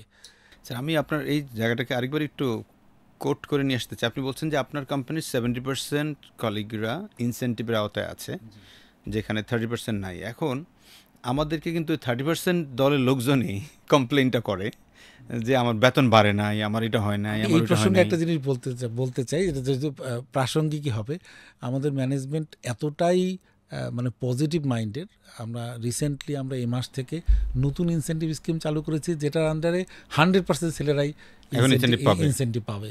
ফ্যান্টাস্টিক। তার মানে আগে যারা 70%-এর দলে ছিল, যারা 100 অ্যাচিভার ছিল, ওরা এখন আগের থেকে আরো অনেক বেশি পাবে। এটা পাবে, এই মানে তারা হয়তো 100%-এর অ্যাচিভারদের সমান পাবে না, কিন্তু তারা 50 থেকে 50% করলেই তারা ইনসেন্টিভ পাবে। একই কথা স্যার, আলটিমেটলি যারা আগে থেকে ভালো করছে ওরা একটু বেশি পাবে, আর এনারা একটু আলাদা আসলো আর কি, এরা হয়তো ইনসেন্টিভের তালিকাভুক্ত হলো। কিন্তু আমি আশা করব যে আসলে কেন আমার ন্যূনতম ইনসেন্টিভ আমি পাবো। স্যার ব্যাপারটা আমার যদি 120%-এর ইয়া থাকে, আমার মনে হয় সর্বোচ্চটা পাওয়ার চেষ্টা করব, কারণ আমাকে তো কাজ করতে হচ্ছে, পরিশ্রম করতে হচ্ছে, যে হোয়াই আমি সর্বোচ্চ ইনসেন্টিভটা কেন পাবো না। আমি সবাইকে বলি একটা জিনিস, যে আপনি আপনার ইনসেন্টিভ পাওয়ার জন্য আপনার স্ত্রীর মুখ মনে করুন, আপনার সন্তানের মুখ মনে করুন, যে না আমার সন্তানটা আরো একটু স্বাচ্ছন্দ্য আমি কিভাবে রাখবো। স্যার সেলস কি মার্কেটে ফিক্সড? সেলস কি মার্কেটে ফিক্সড না, নাকি অফুরন্ত। এবং আপনি প্রত্যেকটা সেলসম্যানের কাছেই জানবেন যে অনেকেই মনে করে যে আমি ভালো করলে বোধহয় আমার টার্গেট বেড়ে যাবে, এই ধরনের একটা অমূলক একটা ধারণা আছে। কিন্তু আপনি যদি সেলস নাও করেন, অন্য কেউ কিন্তু সেটা করবে, কারণ প্রয়োজন কখনো আসলে ঠেকে রাখা যায় না। ডেফিনেটলি স্যার, রিসেন্টলি আমি একটা কোম্পানিতে ট্রেনিং করেছি, আমি তো প্রায় কোম্পানিতে ট্রেনিং করি, রিসেন্টলি কোম্পানিকে ট্রেনিং করিয়েছি। তো ওইখানে জিজ্ঞেস করলাম যে ভাই আপনি টার্গেট করবেন কার জন্য, বা টার্গেট করেন কার জন্য? তো কেউ বলছে আমি কোম্পানির জন্য করি, কেউ বলছে বেতনের জন্য করি, কেউ বলছে আমার ক্যারিয়ারের জন্য করি, কেউ বলছে আমি এখানে যেন ডাইল ভাত খেয়ে থাকতে পারি সেজন্য করি, কেউ বলছে যে আমি যেহেতু পড়ালেখা করছি এটা চাকরি করতে হবে সেজন্য করি, কারণ সামাজিক একটা তো স্ট্যাটাস আছে, মেনটেন করতে হয়। তো বলতে বলতে বলতে একজনকে পাই বা দুজনকে পাই যিনি বলছেন যে আমি আমার মার্কেট ভ্যালু বাড়ানোর জন্য করছি। তো আমি কিউরিয়াস হয়ে তাকে প্রশ্ন করলাম, মানে ব্যাপারটা বুঝলাম না, সবাই বলছে এই কথা, আপনি বলছেন market value, what is market value? So তখন বলছে যে স্যার মার্কেট ভ্যালু মানে হলো, দেখেন আমি যে কোম্পানিতে কাজ করি না কেন, আমি কিন্তু আলটিমেটলি একটা মার্কেটে কাজ করছি যেখানে আমাকে প্রায় সব কোম্পানি দেখে। আমি আজকে হেড অফিসে কাজ করলে কিন্তু কেউ আমরা দেখতো না, একদম ঠিক। আমি যখন সেলসে কাজ করছি তখন আমি কাজ করতেছি এক্সাম্পল সুপারস্টারে, কিন্তু আমার উপরে চোখ আছে বাংলাদেশের সবগুলো কোম্পানির। একদম ঠিক। আরএফএল বলেন, আপনি ওইখানে ওয়ালটন বলেন, সব কোম্পানি আমাকে কিন্তু দেখতেছে। তো তাদের কাছে একটা আইএমএস রিপোর্ট আছে বা অন্য একটা রিপোর্ট আছে। তো আমি যদি এইখানে ভালো করি, আমি যদি এখানে আমার অ্যাচিভার হই, আমি যদি এখানে আমার কাস্টমারের সঙ্গে আমার ইন্টিমেসিটা অনেক বেশি থাকে, তার মানে সবাই কিন্তু আমার দিকে তাকায় আছে। আমি যদি কোনো কারণে এইখানে ধরেন একটা প্রমোশন হওয়ার কথা অথবা আমার একটা নির্ধারিত গ্রোথ হওয়ার কথা যদি সেটা না হয়, অন্য কোম্পানি কিন্তু আমাকে মুহূর্তে মধ্যে একটা টোপ দিবে যে আপনি আমার এখানে আসেন, এত দাম বেশি। এটা হরহামেশাই ঘটে থাকে, হরহামেশাই হয়। তার মানে আলটিমেটলি কি করছি, আমি কিন্তু আমার মার্কেট ভ্যালু জেনারেট করতেছি। এখানে দুটো বিষয় আছে ভাই। প্রথম বিষয়টা হলো যে সব কোম্পানি চায় একটা তৈরি ছেলে, যে ছেলেটা সেলফ মোটিভেটেড। এরকম একটা ছেলেকে যদি আমি অ্যাকোয়ার করতে পারি, তাহলে আমার ওই জিওগ্রাফিক এরিয়াতে আমার অর্জনটা সহজ হয়ে যায়। তো কাজে যে ভালো করবে সেটা শুধু তার জন্য না, মার্কেটও তার নিজের ডিমান্ডকে কিন্তু সে অটোমেটিক প্রমোট করছে। সো এই জায়গাটায় একটা মেসেজ আপনাদেরকে দিতে চাই যারা দেখছেন, যে আসলে আপনি আপনার মার্কেট ডিমান্ডের কারণে বা মার্কেট ডিমান্ড বাড়ানোর জন্য বেসিক্যালি আসলে বেশি বেশি বিক্রি করবেন। সেলস ভাইয়া আসলে অফুরন্ত। এখন এটা শুনলে অনেকে যারা ভালো করেন না তারা আবার আমাকে বকাঝকা করতে পারেন, ইটস আপ টু ইউ।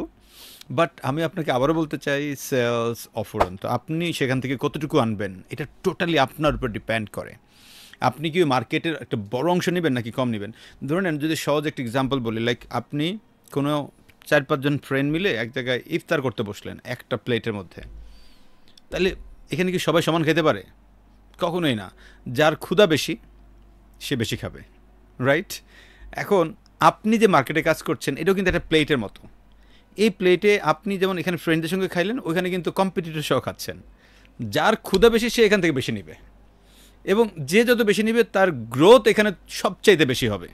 এটাই বাস্তবতা, এবং তার মার্কেট ডিমান্ড বাড়বে, তার কোম্পানিতে ইনসেন্টিভ জিনিসগুলো জি, বাড়বে। অবশ্যই অবশ্যই আমি তো Right, sir. বারবারই বলছি যে ইনসেনটিভটাকে আসলে এটা আমার স্যালারির অংশ মনে করতে হবে। মনে করতে হবে। আমি বিক্রয় কর্মী মানে আমার ইনসেন্টিভটাকে স্যালারির অংশ মনে করতে হবে এবং মনে করতে হবে যে না, এটা আমার কোনোভাবেই মিস হবে না। আমি যারা অ্যাচিভার আমি তাদের সাথে কথা বলে দেখেছি, বলে না স্যার গুলি মিস হবে, আমার ইনসেন্টিভ মিস হবে না। আপনি কত টাকা টার্গেট দিবেন স্যার, টার্গেট নিয়ে আমি ভাবি না। দেখেন, তার মানে যারা নন অ্যাচিভার, নন টার্গেট অ্যাচিভার, ইনফ্যাক্ট তাদেরকে না এই রকম মানুষগুলোর কিছু ভিডিও শ্যুট করে স্যার আমরা দেখাইতে চাই। আমি স্যার এরকম কিছু দুর্দান্ত লেভেলের ইলেকট্রিফাইং কলিগ পাই, বলে স্যার বেচা বিক্রি এগুলা তোয়াক্কা করেন না তো, মার্কেটে যাব বিক্রি হবে না, এটা কি হয়? না রে, সত্যি মানে কনফিডেন্স লেভেলটা বলেন স্যার। আমি আপনাকে জাস্ট এই প্রসঙ্গে বলি যে আমি নিজে হয়তো একটা পথ পরিক্রমা করে এই পর্যায়ে আসছি, কিন্তু এখনও কিছু কিছু ফিল্ড অফিসার বা কিছু কিছু টেরিটরি ম্যানেজার দেখে আমি এত আশ্চর্য হই যে আমি যদি আবারও যদি আমি সেলস অফিসার হিসেবে তাদের কন্টেম্পোরারি হতাম, আমি ওর মতো সেল করতে পারতাম। এত কোয়ালিফাইড ছেলে, এত মোটিভেটেড ছেলে পেলে আমি মাঝে মাঝে দেখি মার্কেটে। সো সব ধরনেরই মানুষ কিন্তু আছে, এবং যারাই নিজে সেলফ মোটিভেটেড হয়, যারা নিজেদেরকে আলাদাভাবে কনফিডেন্ট থাকে, তারা কিন্তু অবশ্যই অ্যাচিভ করতে পারে, ইনসেন্টিভ পায়, তারা কিন্তু ভালো করছে, প্রমোশন পাচ্ছে, খুব দ্রুত এগিয়ে যাচ্ছে, ক্যারিয়ার করছে। Fantastic sir. আমি একটা লাস্ট প্রশ্ন রাখতে চাই, কারণ আমার কাছে মনে হয় যে প্রশ্নটা খুব জরুরি। লাইক আপনার যারা এই সেগমেন্টের ব্যবসায়ী আছেন বা মালিক পক্ষ আছেন বা সিইও আছেন, আপনার অভিজ্ঞতার আলোকে তাদেরকে ভালো করতে চাইলে অথবা তার বিজনেসটাকে স্কেল আপ করে নেক্সট লেভেলে নিতে চাইলে আপনি এমন যদি সুযোগ পাইতেন 3 থেকে 5টা পরামর্শ দিতে, কোন 3 থেকে 5টা পরামর্শ আপনি দিতেন? কি এন্টারপ্রেনারদেরকে এন্টারপ্রেনারদের ক্ষেত্রে বলছি, রাইট স্যার, রাইট রাইট। আমার কাছে মনে হয় যে এই প্রশ্নটা আমার জন্য, কারণ আমি তো আসলে ওই এন্টারপ্রেনার হিসাবে নিজেকে কখনো চিন্তা করিনি, কিন্তু আমি না যদি না মনে করলেও করি, স্যার আপনি তো সি লেভেল থেকে অনেক এন্টারপ্রেনারের সঙ্গে কথা বলেছেন, দেখেছেন ওনাদের ওভারঅল গ্রোথটা দেখেছেন, সেই আমার জায়গাটায় কাছে যেটা মনে হয় যে প্রাথমিকভাবে তাদেরকে এমপ্লয়ি বান্ধব হতে হবে। এমপ্লয়ি বান্ধব। হ্যাঁ, ওকে এমপ্লয়ি বান্ধব হতে হবে এবং সেলস বান্ধব হতে হবে। ওকে অনেক প্রতিষ্ঠান দেখবেন যে আসলে সেলস ড্রিভেন নয়, হয়তো ফাইন্যান্স ড্রিভেন হয়, অন্য ডিপার্টমেন্টের লোকরা প্রায়োরিটি পায়, ডমিনেট করে। তো আমি মনে করি যে একটা প্রতিষ্ঠানের প্রাণ হচ্ছে সেলস। তো রাইট। কাজেই সেলস যারা রেভিনিউ জেনারেট করছে তাদেরকে আলাদাভাবে মূল্যায়ন করতে হবে, এটা আমি মনে করি। তাহলে অবশ্যই আপনার রেভিনিউ, আপনার কোম্পানি এগিয়ে যাবে। এটা হচ্ছে প্রথম কথা। দ্বিতীয় কথা হচ্ছে যে আপনার কিছু সামাজিক দায়বদ্ধতা আছে, সেটাও কিন্তু আপনাকে চিন্তা করতে হবে। আমার কোম্পানি অনেক সিএসআর এর সাথে জড়িত, তো আমি মনে করি প্রত্যেকটা কোম্পানি কিন্তু এসএসআর স্যার, আসলে এসএসজি কোন ধরনের সিএসআর গুলোর সাথে? এসএসজিতে আমি যদি বলি, এসএসজিতে নির্ভর আগামী নামে একটা পলিসি আছে, যে পলিসির আন্ডারে একটা এমপ্লয়ি যদি মারা যায় তারপরে 3 বছর পর্যন্ত তাদেরকে স্যালারির একটা বড় অংশ তার পরিবারকে দেওয়া হয়, যাতে ওই 3 বছরের মধ্যে সেই পরিবারটা গুছিয়ে নিতে পারে। ও বাবা, এটা তো একটা বিশাল এরপরে- ঘটনা। আমি তো ফার্স্ট শুনলাম স্যার, এই ধরনের কোনো একটা কোম্পানি তার এমপ্লয়ি মারা গেলে তার ফ্যামিলিকে টানা 3 বছর একটা 3 বড় বছর অংশের স্যালারি তাকে প্রোভাইড করে। তাকে প্রোভাইড করে, এবং সুপারস্টারের এটা যারাই ইন্তেকাল করেছে অথবা কর্মক্ষমতা হারিয়ে ফেলেছে তাদের ক্ষেত্রে এটা এই পলিসি প্রযোজ্য আছে। এবং এরপরে তারা বিভিন্নখানে, আপনারা জানেন যে অনেকখানে পাহাড়ে বিশেষত এবং অন্য অনেক জায়গাতেই কিন্তু পানির কষ্ট আছে, সুপেয় পানি, ড্রিঙ্কিং ওয়াটারের অভাব আছে। সেখানে সারা দেশে আমরা 64টা জেলায় কিন্তু সুপারস্টার ডিপ টিউবওয়েলের মাধ্যমে সেই পানির সংস্থান করছে। যদি আমি স্ট্যাটিস্টিক্স আপনাকে দিই, তাহলে প্রতিদিন প্রায় 2 লক্ষাধিক মানুষ কিন্তু এই সুপারস্টারের পানি, সুপেয় পানি থেকে উপকৃত হচ্ছে। এখানে কি স্যার আপনি টিউবওয়েল দেন? জি, ডিপ টিউবওয়েল। ডিপ টিউবওয়েল দেন? জি, হয়তো কোনো কমন একটা স্পেসে স্কুলে বা মসজিদে ওই ডিপ টিউবওয়েলটি স্থাপন করা হচ্ছে, বুঝতে পারছি। ওই সেখান থেকে ওই মহল্লার ওই গ্রামের সবাই ভেরি গুড। এরকম আছে। আহার নামে একটা প্রজেক্ট আছে, যে প্রজেক্টের আন্ডারে আমাদের প্রতিদিনে আমরা যে খাবারটা আমরা দুপুরে খাই আমরা অফিসে, সেই একই খাবার ঢাকা শহরে অলিতে গলিতে যারা অনাহারে থাকেন বা যারা অর্ধাহারে থাকেন বা যাদের হয়তো ফুডিং টাইমটাতে, লাঞ্চ টাইমটাতে যারা হয়তো তাদেরকে কিন্তু প্রায় 500ও বেশি মানুষকে প্রতিদিনই কিন্তু এই আহার প্রজেক্টের আন্ডারে তাদেরকে করা হয়। আমাদের সুপারস্টার গ্রুপের হাসপাতাল আছে, আমাদের যারা মালিক তাদের নিজস্ব যে গ্রামে, ওইটা দিয়েই এটার সূচনা হয়েছে। ওই হসপিটালে বিনামূল্যে বা খুবই সামান্য মূল্যে চিকিৎসা সেবা, টেস্ট সহ এগুলো ব্যাপার আছে। বর্তমানে আমাদের প্রতিষ্ঠান একটা পলিসি ইয়ে করেছে, সেটা হচ্ছে ক্যান্সার পেশেন্ট যারা থাকবে আমাদের এমপ্লয়ীদের মধ্যে, তাদের পুরো খরচই কোম্পানি বিয়ার করবে বাবা, এবং বিশাল ভবিষ্যতে ঘটনা, একটি বিশাল ক্যান্সার ঘটনা। হসপিটাল করবার জন্য আমাদের ম্যানেজমেন্ট সিদ্ধান্ত নিয়েছে। আর দোয়া করবেন যাতে আমরা খুব দ্রুত তাদের এই পরিকল্পনাটি বাস্তবায়ন স্যার করতে পারি। Thank you. সো এখানে আমি যে জিনিসটাকে একটু ফোকাসে আনতে চাই তা হচ্ছে এমপ্লয় বান্ধব কথাটা বলেছেন, দেন সিএসআর এর সাথে অ্যাক্টিভ হওয়া, at the same time sales বান্ধব। জি, সেলস বান্ধব মানে যারা একটা কোম্পানিতে সেলসের সাথে ডিরেক্টলি জড়িত, ওই ডিপার্টমেন্টকে যেন আলাদা একটু প্রায়োরিটি দেওয়া হয়। অনেক কোম্পানিগুলো যেটা করে যে এইচআরকে প্রায়োরিটি দেয়, কোনো কোম্পানি ফাইন্যান্সকে প্রায়োরিটি দেয়, বাট একটা কোম্পানির আসলে সেলস তো প্রাণ। সেলসকে একটু আলাদা সব priority দেওয়া কোম্পানি দরকার। সম্পূরকভাবে আসবে, আমি বলছি না যে অন্য ডিপার্টমেন্টকে না না ইয়ে করার দরকার নেই, বাট হ্যাঁ, কিন্তু- সেলসকে যেন আলাদা একটু প্রায়োরিটি থাকেই স্যার। জি, কেন জি।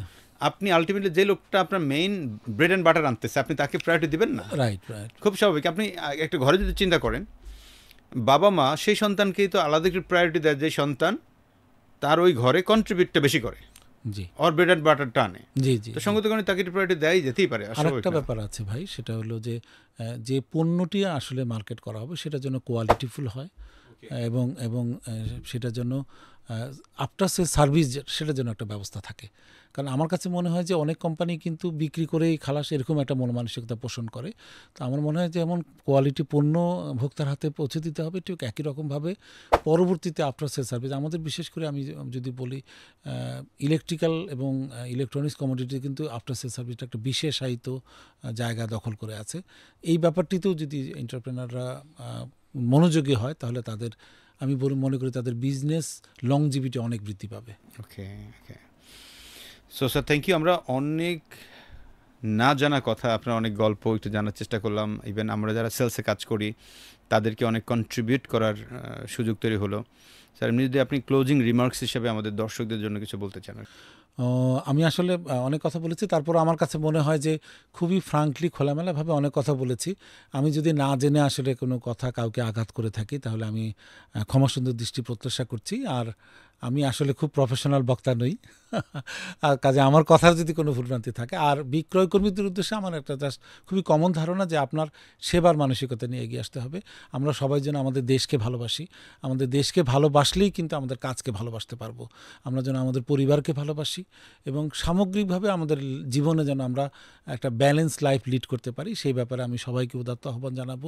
কারণ আমার পরিবার, আমার প্রফেশন, আমার দেশ, সব জায়গায় যদি আমরা সমানভাবে কন্ট্রিবিউট করতে পারি তাহলে কিন্তু আমার নিজের প্রফেশন, আমার নিজের জীবন, পারিবারিক সাংসারিক জীবন, পাশাপাশি প্রফেশনাল জীবন এবং দেশ সবাই ভালো থাকবে। তো আমি সবার জন্য মঙ্গল কামনা করছি, আপনার জন্য বিশেষ করে অনেক অনেক ধন্যবাদ, শুভকামনা। স্যার অনেক ধন্যবাদ এবং কৃতজ্ঞতা আমাদের আজকের এই আয়োজনে আসার জন্য। প্রিয় দর্শক, আপনারা যারা দেখছেন আপনাদেরকে অনুরোধ করব কমপক্ষে এই ভিডিওটা 5 বার দেখবেন। কেন? ভিন্ন ভিন্ন আঙ্গিকে দেখার সুযোগ তৈরি হবে আপনার 5 বার দেখলে। তথাপি আপনি ভিডিওটাকে ডাউনলোড করে আপনার মতো করে প্রকাশ করতে পারেন, এটা আমরা কোনো কপিরাইট রাখি নাই। দেখেন, সেলস এমন একটা জিনিস যেটা আসলে প্রতিনিয়ত শিখতে হয়। সেলস আধুনিক অনেক বিষয় আসে, যেমন আজকের এই ভিডিওতে আমরা সেলসের বেশ কিছু বিষয় নিয়ে কথা বলেছি যেটা কিন্তু আপনাকে সমৃদ্ধ করবে। সবচেয়ে বড় কথা হচ্ছে এই যে সেলস আপনি ভালো করতে চাইলে প্রতিনিয়ত শিখতে হবে, শেখার কোনো বিকল্প নাই। তাই আপনি নিজে শিখুন, অন্যদেরকে শেখার সুযোগ করে দেন, শেয়ার করতে পারেন আপনার সেই সকল ফ্রেন্ড সার্কেলদের কাছে যারা কিনা সেলস নিয়ে খুব স্ট্রাগল করছে, এবং বিলিভ করতে পারেন যে ইয়াস, সেলসে অন্যরা ভালো করলে আমিও পারবো। ইলেকট্রিক্যাল মার্কেটের আজকের এই পর্বের এখানেই শেষ করছি। সবাই ভালো থাকবেন, নতুন কোনো পর্ব নিয়ে আবার হাজির হব আপনাদের সামনে। সে পর্যন্ত সবাই সুস্থ থাকবেন, সেলস ভালো করে করবেন। Thank you.